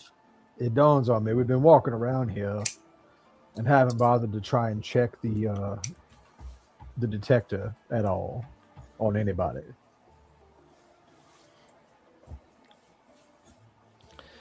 Melody hands it off to you, Foreign. Well, feel free to go check. I'm going to enjoy breakfast. Look, I was sure Bagsworth was D'Artagnan. D'Artagnan, not D'Artagnan. He's got a rapier and all that. I was sure Bragsworth was D'Artagnan. We know Dormia, Tam, and Twist are or were who they say they are. How's this thing work? Like, I'm gonna fiddle with it, try put it figure out how it's supposed to operate. Yeah, I mean, essentially, it's got the moonbeam effect enchanted into the device. Basically, you whenever you're near someone, you activate the device. It then invokes moonbeam's reveal effect, not its damage effect. And I believe it works 3 times per long rest.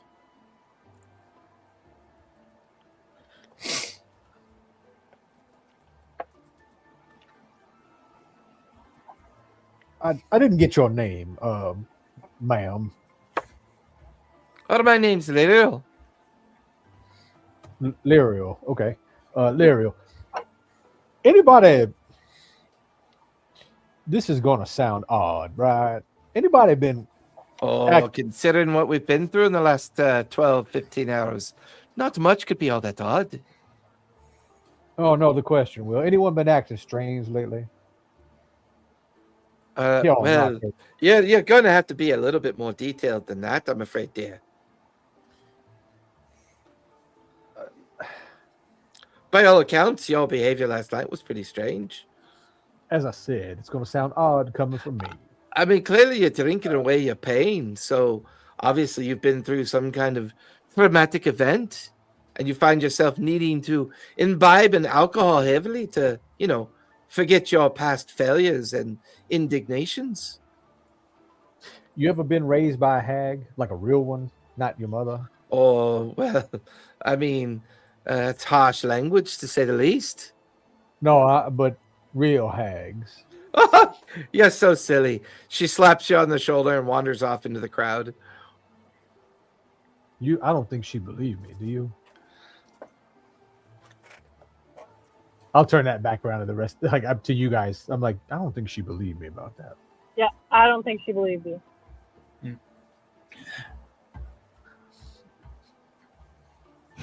Well, this thing's only got 3 charges today. Let's say we make a visit up to the dirigible and see who might be up there with our friends. Oh, I'd actually gone up last night. I met the pilot briefly, but yes, no reason not to head back. The pilot? What did he look like? I mean, he was a gnome. He just kind of said some obscenities at me on my way in the door, but I didn't really notice him all that much. But just a gnome with a leather flight pack, nothing too unusual. sounds like he fits right in with Puck. Yes. A gnome, obscenities. What say we try and track down this pilot? At least check him first. Maybe he can give us a direction towards other suspicious folks.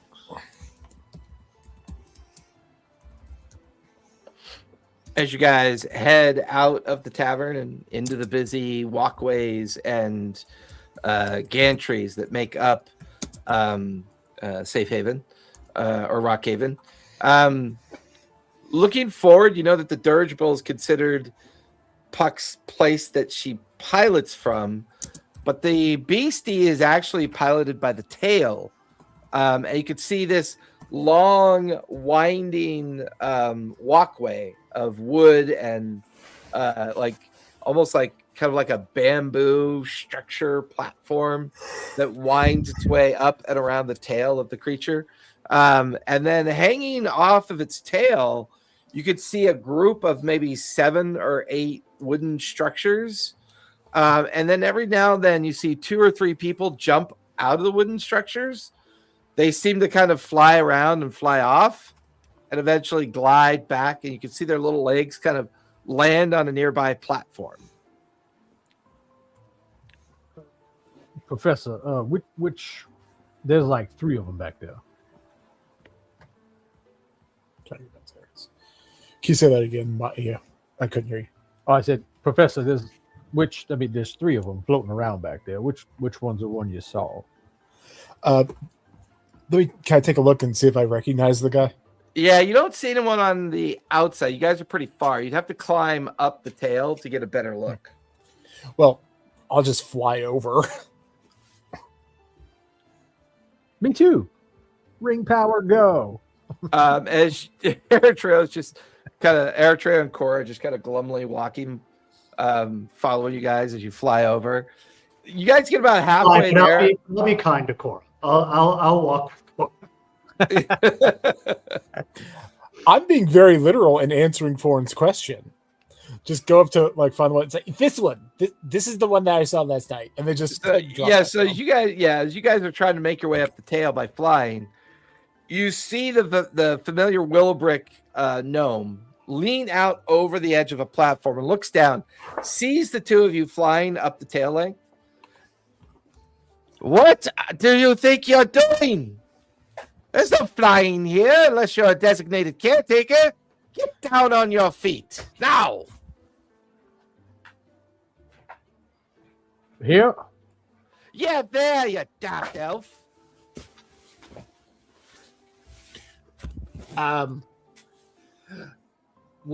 Why would I not be? Why would I not be flying? Because you'll disrupt my other engineers that take care of Tiny. They get out of the skies. Right. I zip Just down take and the glide try to down. catch the pad as it's I assume it's doing this as it goes by, just trying to catch it as it swings past. Yeah, but when it moves, the tail moves very slowly. So like all of you kind of land down by Eritrea, and Cora and Melody stayed at the tavern. So you guys kind of land, the two of you land back beside Eritrea and Cora, and you're now doing that kind of halfway walk because you kind of all met halfway, and you're kind of making that last bit of journey. But it's weird. It's like the Hogwarts staircase that moves. So the tail kind of like shifts and kind of moves back and forth. The platform that you're walking up kind of creaks and cracks and crags a bit. Before long, you get up to the full height of the tail, which sits actually as the second most tallest portion of the community, looking down into Rockhaven, the observatory making up the very center of the cluster of buildings, and of course the pilot's head, the big head up in the front with the dirigible kind of tethered 50 to 100 feet up in the air. You also have a very good vantage point of the sands and the dunes all around you. But as the four of you arrive on the platform, the gnome comes out. Now, who do you think? Oh, the blasted Aarakocra again. What do you want? I'm busy. My friend here was simply curious. I mentioned I had met the pilot last night. He was curious and wished to engage you. But he wants to get married. I don't know. I don't know his tastes. Frankly, I'd advise against it. I like as they're talking, I just take out the charm and activate it towards them. You're gonna charm the pilot? No. The charm. Oh, gotcha. The Yeah, identifier device. the identifier. Yeah. Sorry. Yeah, gotcha. The charm, not to charm him. No. I'm like, damn, dude, you just got here. Hey, friend. It's like, what are you holding? You activate the charge. There's a slight hum and vibration in the device. If it works, it would automatically reveal the person because that's the portion of the spell effect that's automatic in it. He's still a gnome. Good. You're not a changeling. Well, why would there be changelings about Rockhaven? That would be daft. It would be very smart if they were trying to infiltrate. Yes. Oh, we have our ways. I wouldn't worry too much about that. You have your ways of detecting true polymorph changelings? Well, no one can detect true polymorph. That's impossible. But detecting changelings is quite easy. Not impossible, but sure. Well, actually, your device doesn't detect true polymorph changelings. It only detects changelings. Oh, I thought the whole point of the device was for the true polymorph part. No, we true had the polymorph issue is trying its to figure out own outcome. That's why that makes that particular group of changelings more dangerous, is because there's literally no way to detect them. Well, shit. I'll hand it back to Melody. She's back at the tavern. So but it's in the bag. Bag. Look, how far away are we from say the fern? And I'm totally talking like I know where it is, like I've been. Yeah. He just looks and he goes, I have no idea what you're fucking talking about. I can roll an insight check on that. Yeah. That's not bad. That's a 19. I mean, he doesn't seem like he's lying. Oasis in the desert. You Fancy do realize place. there are like thousands of oases in the desert, right? Right, but understand there's that, only one. I mean, right? the sheer magnitude of the Ramadan. We're not even there yet. We're barely entering into the Hellcatch. Well, it's not in the Ramadan. It's at the edge of the Ramadan. It's like a kickoff point. Yeah, that would be about 2,000 square miles.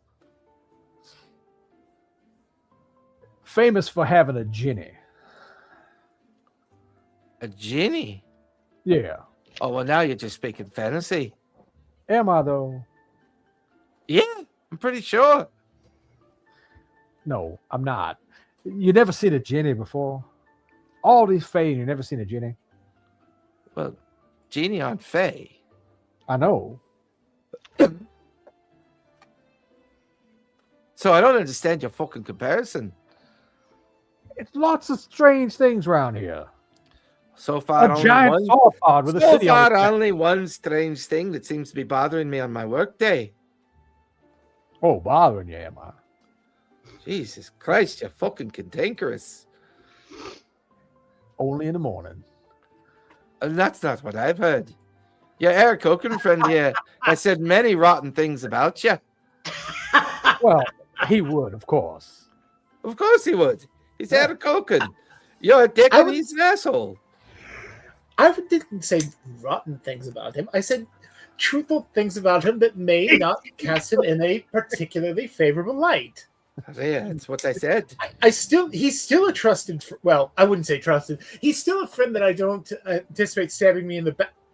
That I find relatively improbable that he will stab me in the back, either figuratively or literally. Hey, I didn't. Adjusting his statement. I know, right? Hey, Great, Eric. That was really I didn't give my partner the adios with no, goodbye and kick him through a portal to never be seen again. All right. Talk about stabbing in the back. Thought, would you mind walking with me for a moment? I'm fine right here. Oh, okay. As you wish. And I just want to it's like Shove him off. punch him really hard in the kidney. You want to talk about backstabbing, and you. I sent my husband back home where he is safe and can watch after the eggs that we have that are about to hatch. They may already have. He was worried about me. He saw that I was okay. I already feel guilty about this.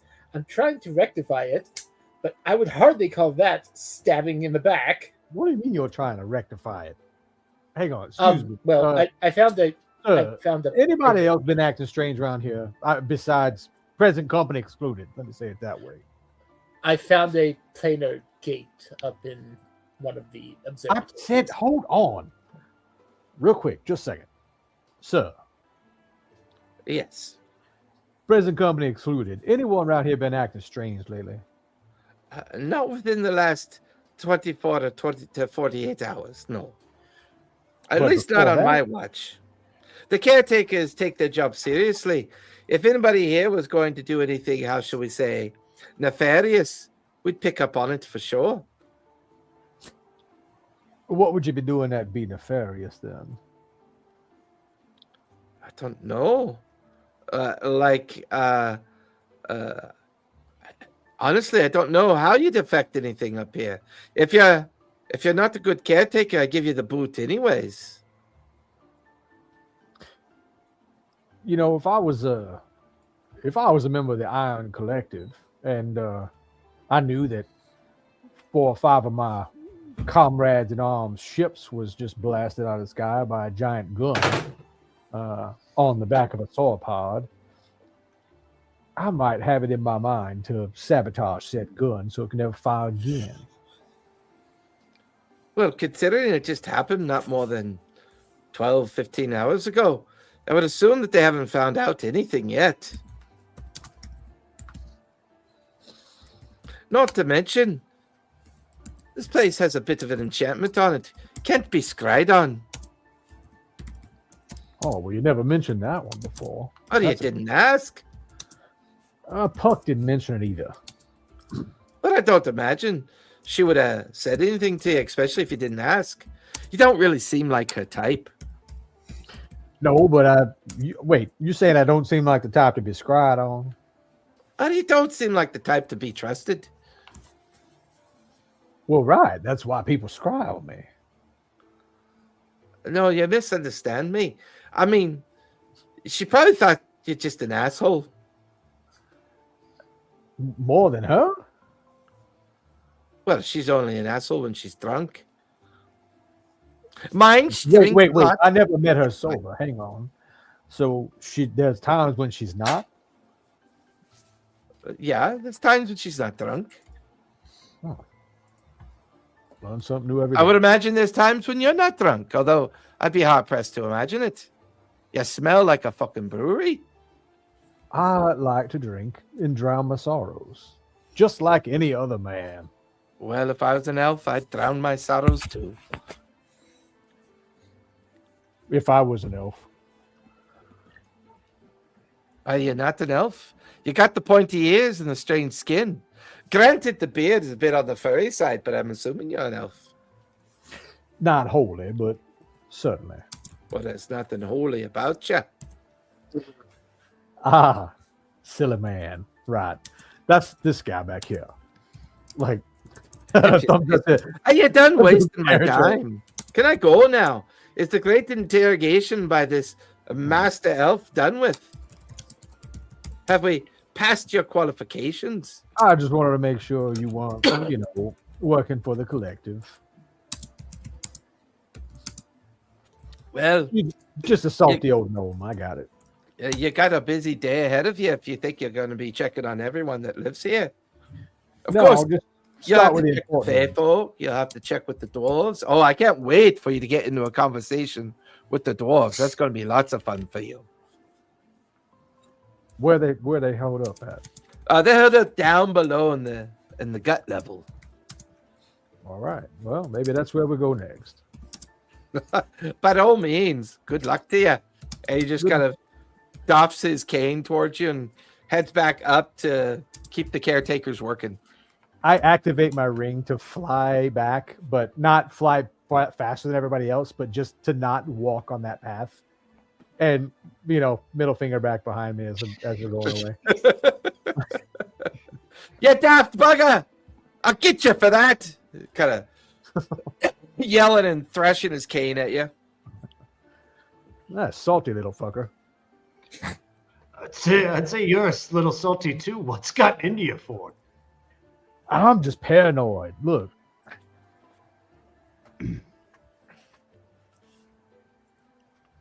It just dawned on me overnight. Woke up thinking, after that battle yesterday, you weren't there. I told the others, I burned my token on Bragsworth, and all I heard was airship noise, machinery. I thought maybe it was a factory or something, but I'm certain it was an airship. So wherever Bragsworth is, and Bragsworth we know now is the false Artanian, they're on an airship somewhere. 3, 4, 5 collective airships get blown out of the sky. They're going to come looking for whoever was responsible, right? It's fair enough, yes. And whatever was responsible for that attack. So it dawns on me that walk around this giant sauropod, it is a big desert, but I'm sure they got eyes everywhere. And we're certainly probably the only sauropod with a giant gun on its back rolling through the desert here.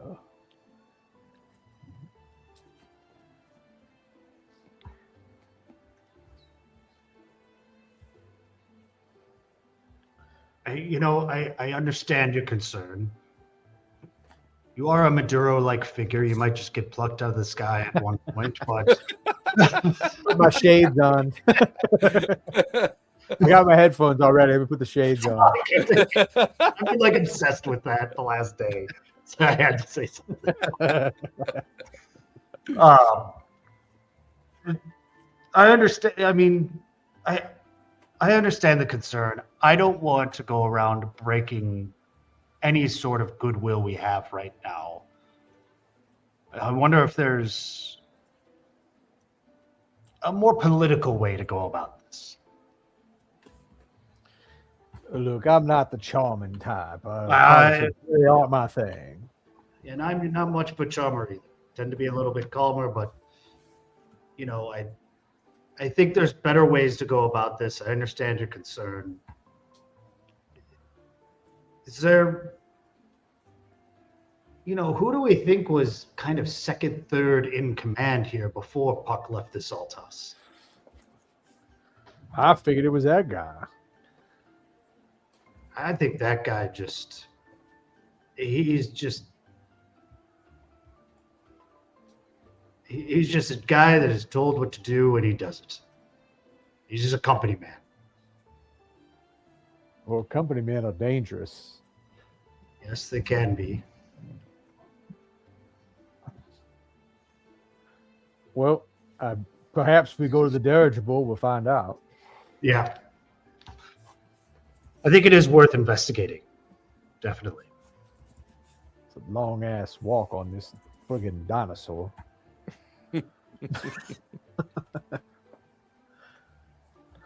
So I think we're heading towards the dirigibles. You guys kind of gather yourselves up, finish going down the tail, get into the midsection of the beastie. Before long, you're making that trek up to the neck, and you're now around the platform, the big 100-foot elevator or 50-foot elevator that rises from the platform up to the pilot seat of the dirigible. Kind of lands, and all of you kind of get off, and there's Dormir's not there, but Tam and Swift are there. There's also an individual. Well, they are a spring Eldrin. He is wearing full plate mail armor. He seems to be in a conversation with Tam. They're kind of laughing a little bit, going over the map. He's 6 feet tall, long silver blue hair, kind of like a silver and blue complexion. You can see the spring tattoos on their neck, hands, and the rest is all covered with armor. A great two-handed sword on their back. See a couple scimitars on their belt, and a brace of like 4 pistols on the front of their chest. And he seems to be talking to Tam, and well, I understand why we need to hurry, but Puck left me very specific instructions to aid in any security measures that are required. Of course, everyone is intended to go through the interview process, so I appreciate your patience there, Master Tam and young Twist. I will pleasure to meet your acquaintance. I just wanted to make sure you. And then he kind of looks past Tam and goes, "Oh, excuse me." Steps over to stand in front of the 4 of you. My. Goliath and Eric Cochran. A very snacky looking Azamar. And look at this abomination that we have here. I sense that you have a little bit of Elendril in you, but the beard and the facial hair give you away a bit, dear boy. You must be Fawn Eritreo, Cora, and Professor. Buck wanted to make sure that myself, Master Zephyr, found my way. I'm sorry. Sir Thorned Shade is my name. I'm in charge of security, and I'm also the informal elder of the committee of Rockhaven. And I can assure you that all measures and things are being taken into effect. We use a similar method. We actually use the actual spell Moonbeam. I don't know if you've met him or not, but Willowbrook, he's a druid. So whenever we come across anyone suspicious, we utilize his abilities to just gently cast the spell. If they are changeling, then they are revealed, of course. I will greet him in Sylvan, and my Sylvan sounds like fucking impeccable. And it's just one of those but it's a backhanded compliment of a greeting, right? So it's I pleasure to don't make recognize acquaint- that accent, dear boy. Where are you from? Where are you from? I'm from the Fae, of course. I'm a real Fae. Oh, you wound me. Would you like me to? I imagine we're going to come to blows at some point. So Yes, you're definitely not true Fae. The darkness over your brow is interesting. true Fae. Look, the Feywilds and the Shadowfell, they're all the same magic, right? Oh, not precisely, dear boy. It's not quite how it works. Once again, proving my point. Look, You are aware that the Fae doesn't exist anymore, of course. for now, yeah. But for now, a zealot. Oh, dear boy. Well, it's an absolute pleasure to meet you. Anyways, I have to make my rounds, of course. I have a very angry engineer back on the caretaker platform that insists some vagrant disrupted his activities, and I must immediately have them arrested. Don't know who that could have been. I wonder. I ponder. And he walks right past you, and then kind of as he passes Eritrea, he goes, just gives Eritrea a little snacky bite in his direction and keeps walking. As he goes to leave, I'm going to ask him again in Sylvan, or ask him in Sylvan, when was the last time you saw the Bright Queen? Looks over his shoulder at you. Now, why the fuck would I care about her? Why not? Well, she's not my people. She may be your people, dear boy, but she's not one of mine.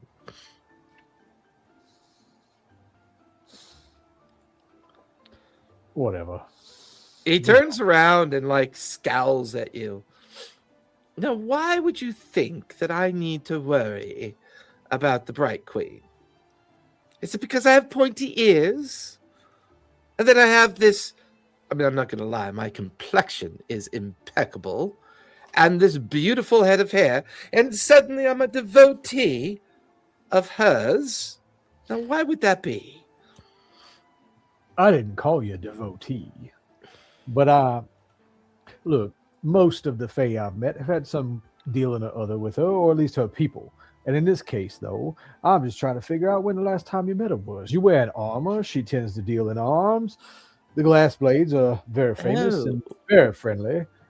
I was not aware that the giant Tower of Ivory is where she descends from time to time to come down and speak with us little folk.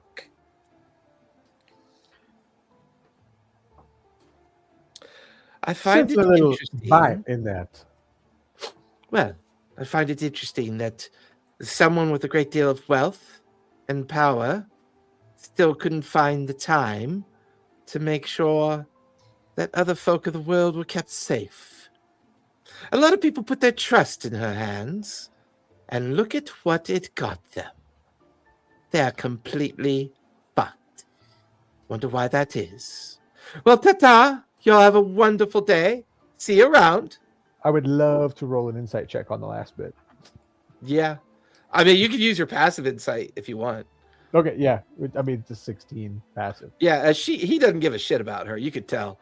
He is angry, pissed off, and he is just doesn't care at all about her. Yeah. So, and it was to see the malicious intent behind his words. There's no malicious intent. He genuinely feels like she's a piece of shit. So, if it makes you mad at the same time, it probably makes him happy. But it's not so much that it makes me mad; it's that it makes him suspicious to me. Oh, his anger about it makes him genuinely honest. Yeah. If he was going to pull a stunt, he would have done it long before now. Well, she's supposedly dead. I say as he just finishes his way out. He'll pause at the doorway. Oh. Well. Allow me to not give a fuck. And he just walks out.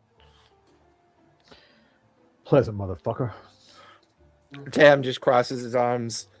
Yes. Not really. Sorry, Dormir is not here. He is working on our professor's request. Took the last of the Glimstone to see if he could do anything about potentially activating that gateway down below in the observatory, of course. I can always tell when Callissa's driving through the bad part of the trip because her signal keeps going. Yeah. She's there and then she's gone. There, it's like but she's gone. Like 71 between Cincinnati and Louisville. You go from like 5G to LTE. Yeah, it still yeah. exists, right? So like if Pandora or something's on, it'll be playing really well, and then the music just stops. Yeah. For a Pandora, good, what the fuck is that? Yeah. I don't pay for shit. I use free Pandora. But, Tam. Yes. You haven't met anybody like that? Like what? Mr. Pleasant that just left out of here. I mean, like that in the sense that they're an elf, I guess. He's the first one I met that's been that openly belligerent's not the word, dismissive of the Bright Queen. Let's be honest with you, Fawn. You may want to take a temperature check of the people here.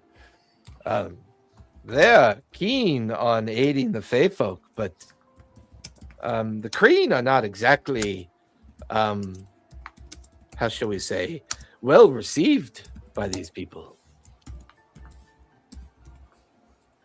I suspect it's a relationship of circumstance. I'm not sure if you're aware of this, but from the conversations I've been having since last night and this morning, it would seem that Puck originally tried to garner favor with the leaders of Wildmont in an attempt to find safe places for the Fae to hunker down till this blows over. There's not a lot of goodwill there, from what I can tell.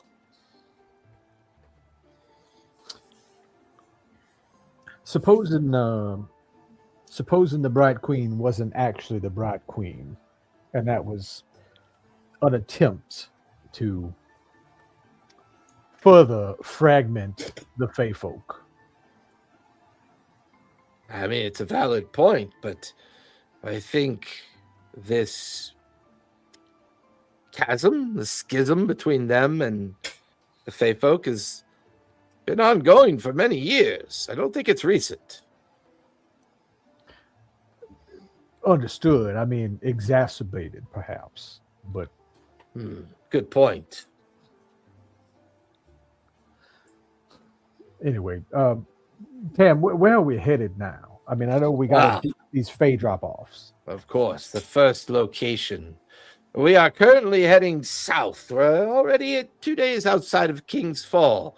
We're going to head to a small community called Lumpur.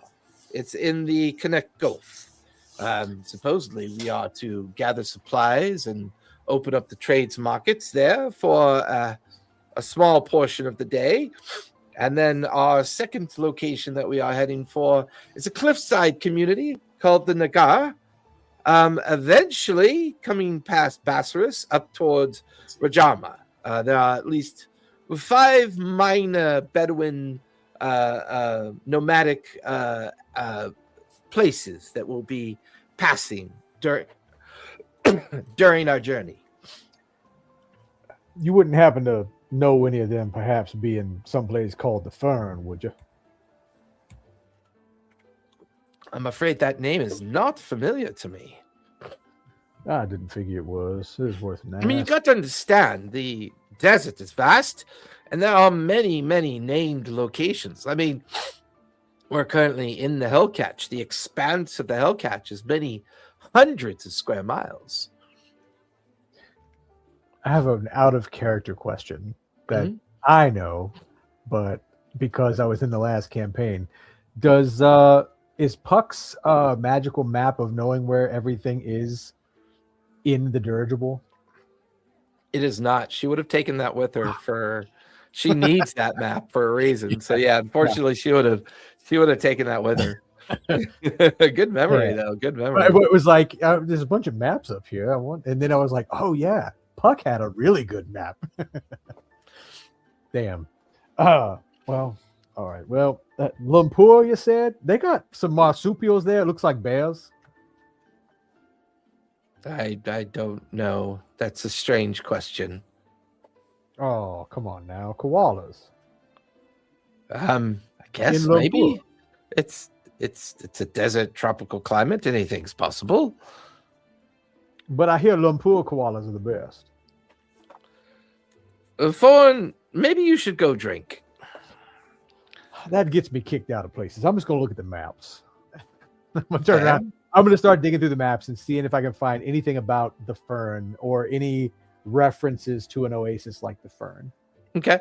I'll say that I would imagine Eritrea and Cora would want to help.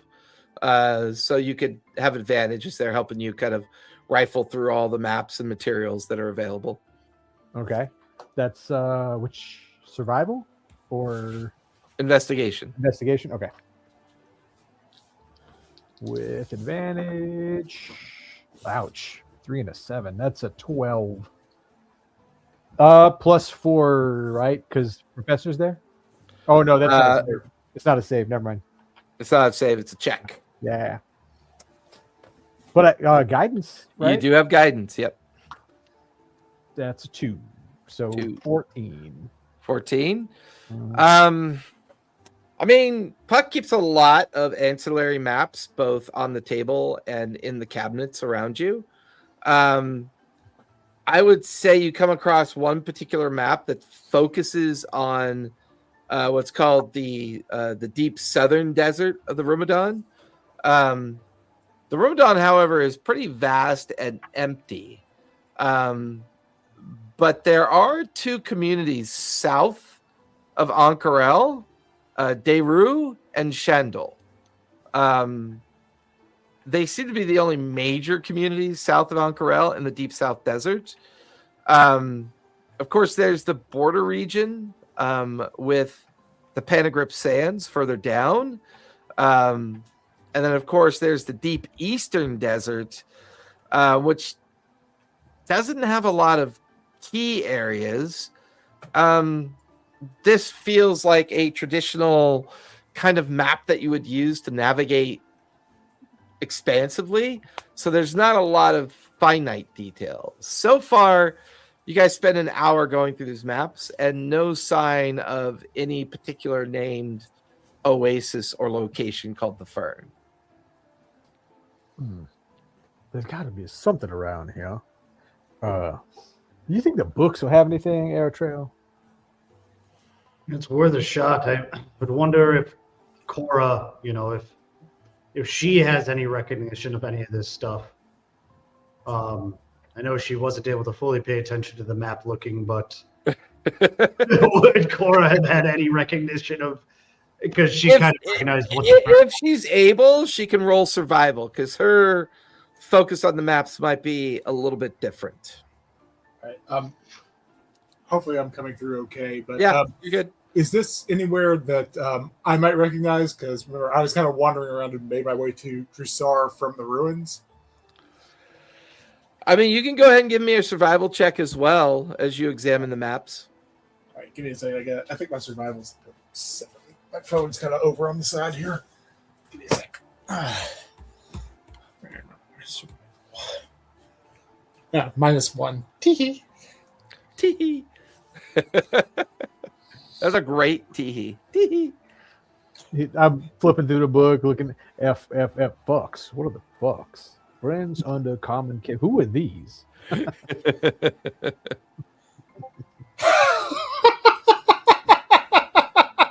What'd you get?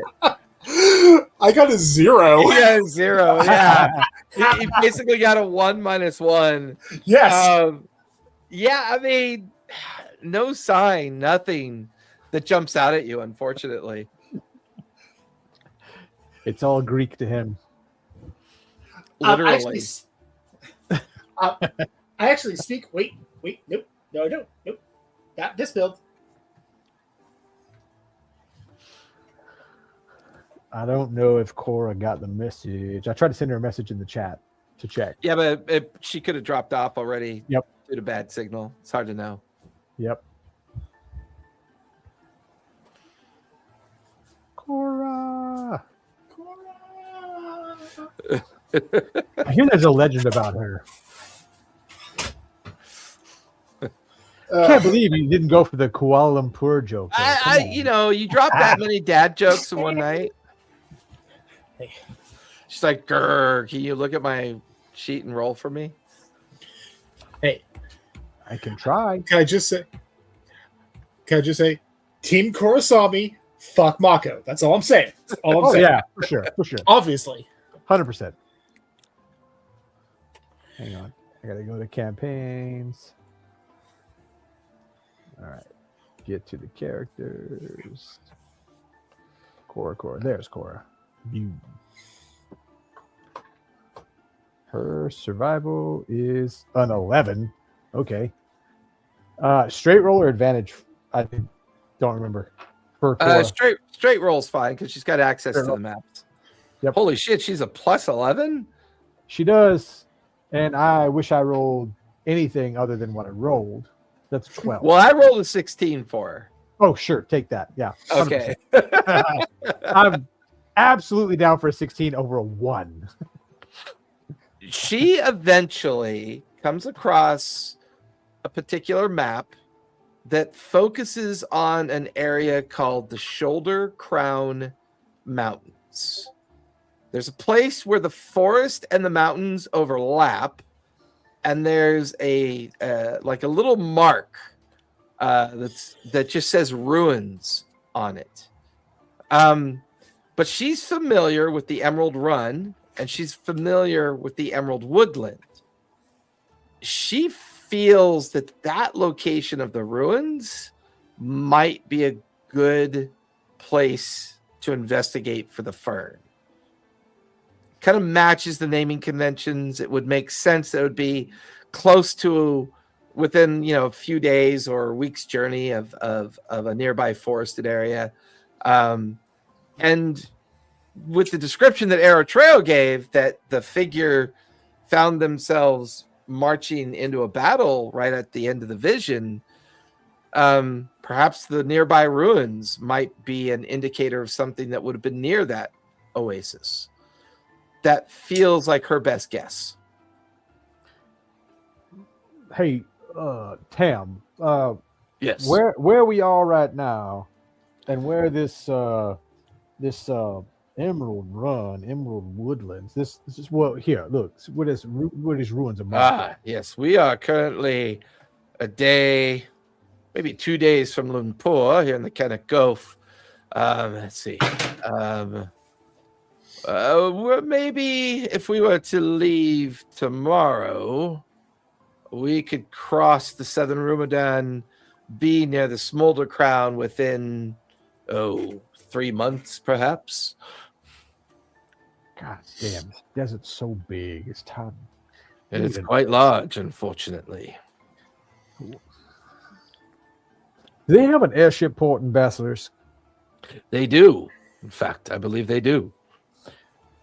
I'm gonna turn and look at Eritrea like I can perhaps liberate us a ship once we get there.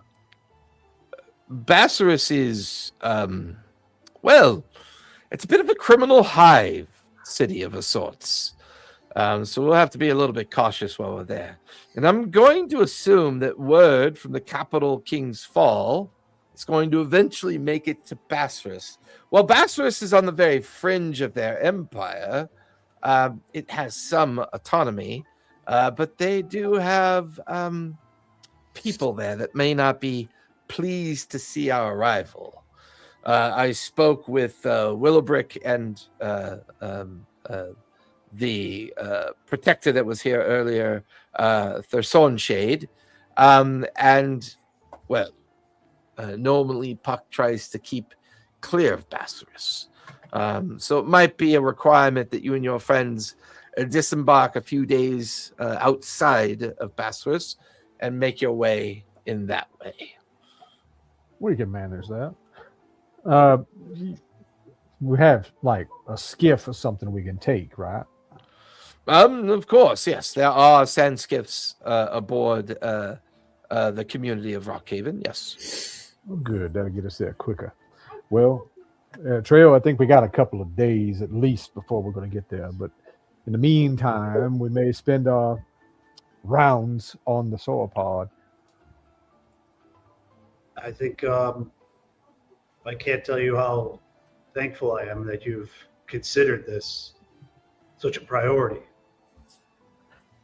Look, Jen are powerful creatures, so there's also that to help us out as well. Regardless, I appreciate it.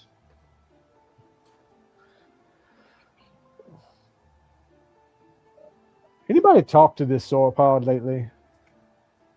My understanding is that the engineer Willowbrook, who's a druid, speaks to Tiny on a regular basis. Is that the guy you pissed off earlier? Probably. The gnome fella, yes. Yeah. I would imagine. Oh, what a surprise. Fawn, you've pissed off someone already. Way to go. What would you like to talk to him about? What would you want to hear from the sauropod? Well, I mean, I can talk to him, but it's just more or less, curious how things been running lately, especially, with Puck being gone now. But before that, how was Puck acting? Was anybody else acting strange? Were they getting weird? Look, attacking King's Fall, that's probably odd, but anything before that was particularly erratic. Warren's going to start questioning the sauropod if he's That is a level of paranoia unlike anything that we've seen. Are you really a sauropod? Look, hey, that's a hella. I mean, look, if you were going to true polymorph somebody, yeah, I was going to say. what's to say he's not a fae anyway? Like it would make it interesting. He's a true polymorphed archfey. Tiny is a true polymorph archfey. Boy, those are some deep cuts. Hey, I met and spoke to a rock and had a great conversation with him until somebody tried to kill him. So it's true. It's true. And I get along with animals better than people. You kind of have that personality. I get it. Yeah. I pet my little homunculus. Basically like petting a toaster. Yeah, he's a friendly toaster. Come on, don't throw him in water while you're in it. Don't throw him in water while you're in it. Tam kind of, I understand your concern, Fawn, but here's the thing. I don't think Puck was running this place quite as efficiently as people might think she was running it. There seems to be very informal kind of agreements between her and everybody on. It's almost like this was maybe a hobby she had started, and it kind of outgrew her ability to curate the community. They are a caravan community. They travel the desert, they sell, they harvest resources from the environment that they travel through. I think helping the Fae was more of a Puck thing than it was a community thing, I think. And they just kind of learned to live with it.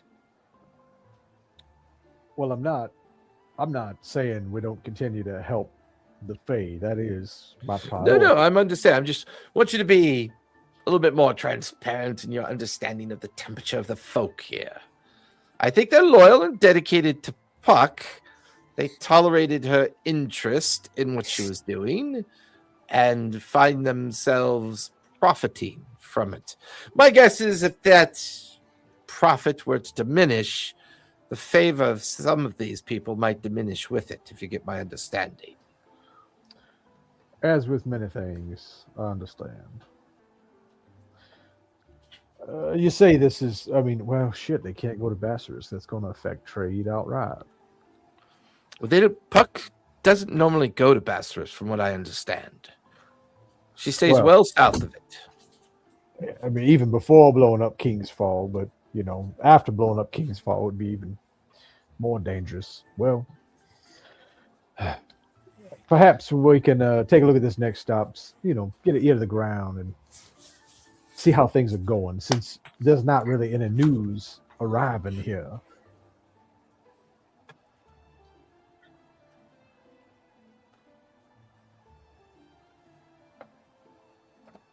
Well, so stay the course. For now, stay the course. Again, well. as we circle around Bastards, we may hop off and try to get to this airship. Again, I have faith in Puck's mission, at least so far as rescuing the Fae. And for my part, there are other things that I need to consider as well. And this plan to go to Ank'Harel, it is kind of walking into the den, is it not? Well, we weren't going to waltz right in there. It's a big city. Sure.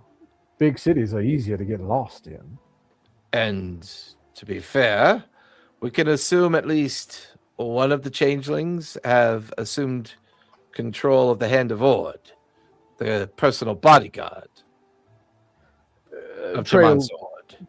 Tell them about your conversation. Conversation? What conversation?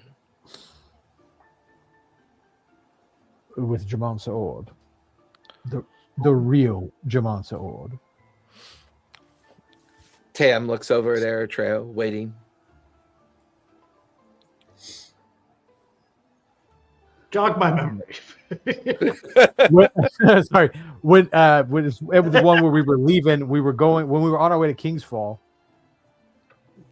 you tried to use sending to talk to Jamon's Ord, and you got someone totally different who was else. like, Yes. hey, Yeah, I'm trapped right now. Yes. I was attempting to speak to Jamon in a very casual, friendly way and thinking he was heading towards King's Fall, if I'm not mistaken, and I was contacting someone holed up in a prison who didn't know who I was, who seemed scared and lost.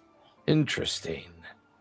And we have met this imposter Jamon's Ord. Worked for him even. Fascinating. I know the rumors about them are they are a dragon. And I know that they had traveled to Jrusar in hopes of convincing the council to join with Ank'Harel and unite. They've always had the aspiration of trying to unite Marquet into a unified kingdom like it once used to be a very long time ago. So we know that they're in the prison. We know they're there, correct? Far underneath Ank'Harel. That's what they said. Then they are being held in the Kael Maro, the old sunken elven city that sits underneath Ank'Harel, built on its very bones, I believe. Old sunken city.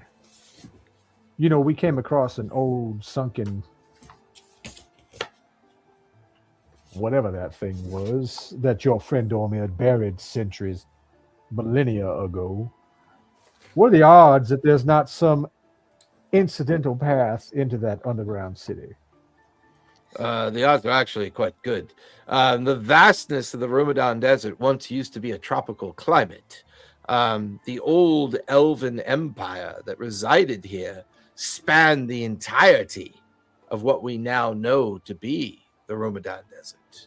Many of these ruins on these maps are old elven sections of cities and villages and towns that somehow survived the calamity that destroyed the old tropical environment here.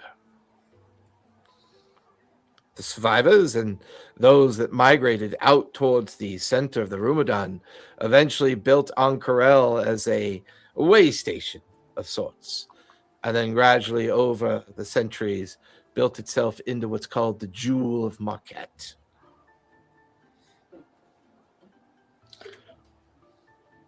And by the way, Jamansa Ord has overseen the majority of that rehabilitation of the city. They are quite old. Some say they are between 500 and 600 years old, from my understanding. Young in dragon terms, but old enough to have seen quite a few things out here. Someone told us at one point that Jamansa Ord was a doppelganger, or that they had been replaced by a doppelganger. We had someone else tell us that was false. Then we had this mix-up, perhaps, with Ascending when we tried to communicate with Jamansa Ord, and seems as though perhaps those that were trying to put us on the trail or take us off the trail were right. Well, I would imagine that this information may have been purposely misrepresented. Doppelgangers are rare folk indeed. Far more rare than changelings are. And changelings and doppelgangers don't necessarily find themselves getting along. Doppelgangers tend to be very isolated, introverted, and solitude creatures. Understood, but with the actions of the changeling cabal recently, true polymorph changelings into other beings, I could see where someone could mistake that for a doppelganger. It's possible. Either way, they had mentioned they'd been replaced, and it seems as though we've confirmed that they were replaced in some way. Interesting. Is it possible that maybe the Bright Queen is being held there as well? I don't know if the Bright Queen's alive or not. The last time I checked in on her, I saw her dead body and my dead body and Corinna's dead body, among others. Interesting. Magic, illusionary spells, maybe other things were used to present the false presentation of a crime scene and prove a murder had taken place. But this would have been in Wildmont, would it not, where her city is? Yeah, in the city, in her chambers. So, you create the mystery of the death of the Bright Queen. You have control over Jamansa Ord by imitating them. It's the perfect catalyst to destabilizing relationships between major empires, of course. We also know without question that there was at least one, if not more, changelings within the Bright Queen's retinue. I have an ability to cast a spell, but it could be dangerous and could be difficult for me to find my way back. Have you heard of the ability called astral projection? Isn't that something monks do? Like they sit down and cross the legs and put the hands out on it. This is where I take my physical self and I project it towards an object, person, or place. I can stay there for a period of time. I manifest physically, but I'm translucent in my. Yeah, she did that. That's how we communicated that way before. The Bright Queen and I scared the shit out of Regina Greencloak. Yes. Well, Gina's still an interesting factor in all of this. She was in the prison, in the Bright Queen's prison. We sent her there. Somebody would have had to have knowledge of your relationship with the Bright Queen. It's no secret. I work for her. Is it not a secret? I didn't know that until now. Thought she was dead. I'm suspected of her murder. I didn't really want to tell everybody. Interesting. Well, this particular spell, since I've been working with Glimstone, I could actually project one of you to a particular location.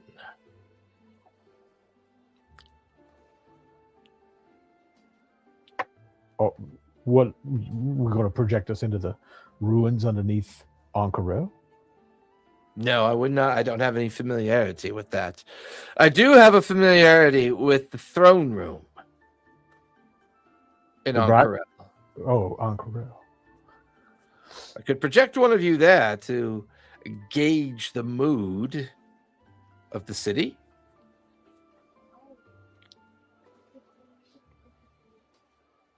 I obviously can't be myself because I'm wanted if I show up there. Well, What would happen if my astral self got attacked? You'd be destroyed and returned to your physical self. Oh, well, yeah, I don't see me lasting long there. Unless,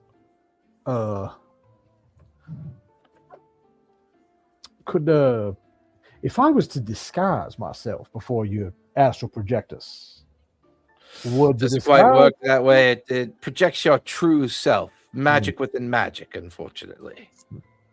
Well, I'll look at the other three. Any takers? You are the investigating type. Right. Also like to get picked up as soon as I land.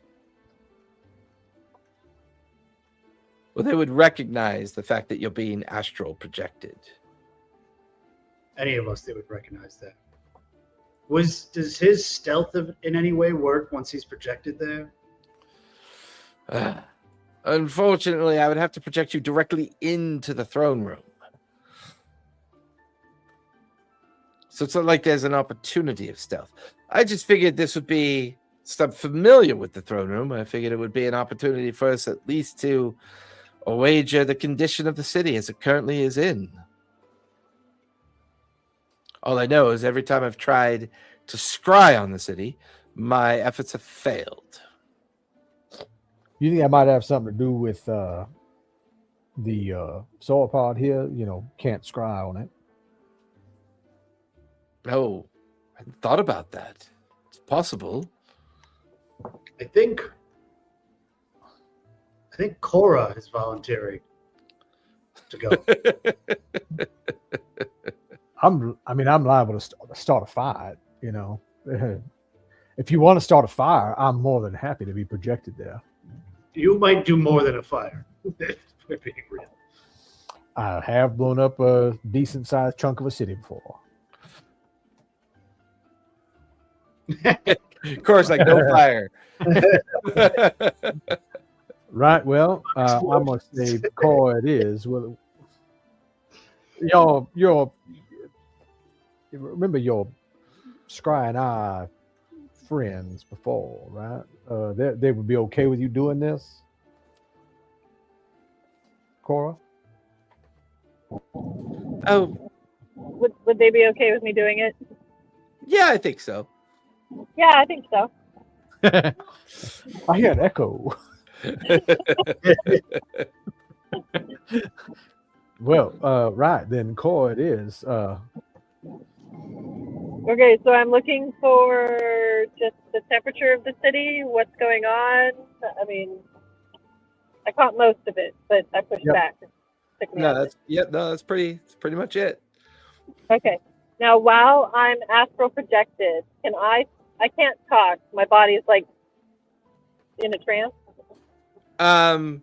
Yes, like your physical body is completely inert. Okay. But everything of your possession, your abilities, and everything that you have is projected Okay. with you. It's just a And, like, translucent form of yourself Okay. projected somewhere else. Okay. But I can still interact with the world there. Can I pick things up? Yes, you can still interact. You got to try with a bottle cap. You got to try and flip a bottle cap first. Man, I'm Whoopi not Goldberg handing there. out inspiration to these dumb dad jokes. Not happening. Dad joke. Not That's happening. just a throwback to a great movie. Yeah. Whoopi I Goldberg's get going that, to show I up get right that. next to you, talk to you. All right. And with that in mind, Try and astral you watch as Tam pulls out a scroll. He begins to spend the next hour preparing the spell effect. You guys watch as Cora sits crisscross in the midst of the markings and everything that he puts on the ground, begins to hold the scroll, and Quick he, yeah. If I'm there and I call my familiar, does my familiar come there as astral projected, or does my familiar come there as a solid creature? You would have to. We'll assume that you cast it before you go. She's not. She's just like dismissed, not dead. Like you can. Right, you could just bring summon. her Yeah, you'd have Yeah. to summon her before you're projected, though. Okay, then I'm gonna summon her now. Okay. And what is it again? It's your Her name Her- is. Hold on. Her My battle cat. cat is Ivory. Oh, that's right, Ivory. Okay. It's a Yeah. Your snow leopard comes into existence. The two of you are inside the markings on the ground.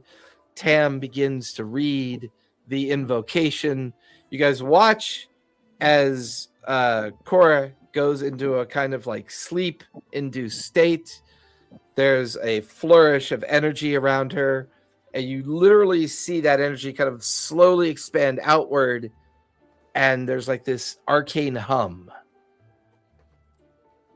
Cora, you find yourself in the middle of an empty throne room. No sign of any guards, no sign of any audience. You and your snow leopard Ivory are standing at the foot of the stairs looking up at the throne. The throne is dark. You look around. No one's been in here for a while. You could tell that no one's been in here for a long time.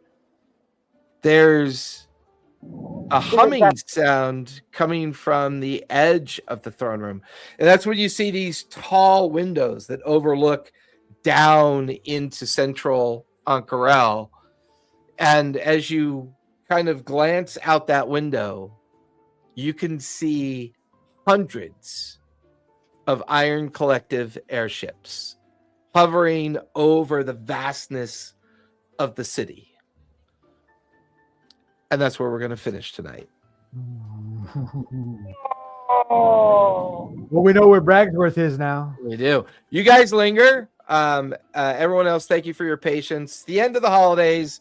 We should have everybody back in prime form next Sunday. Poor Melody had to drop off for work. Callista will be back from her Vegas trip.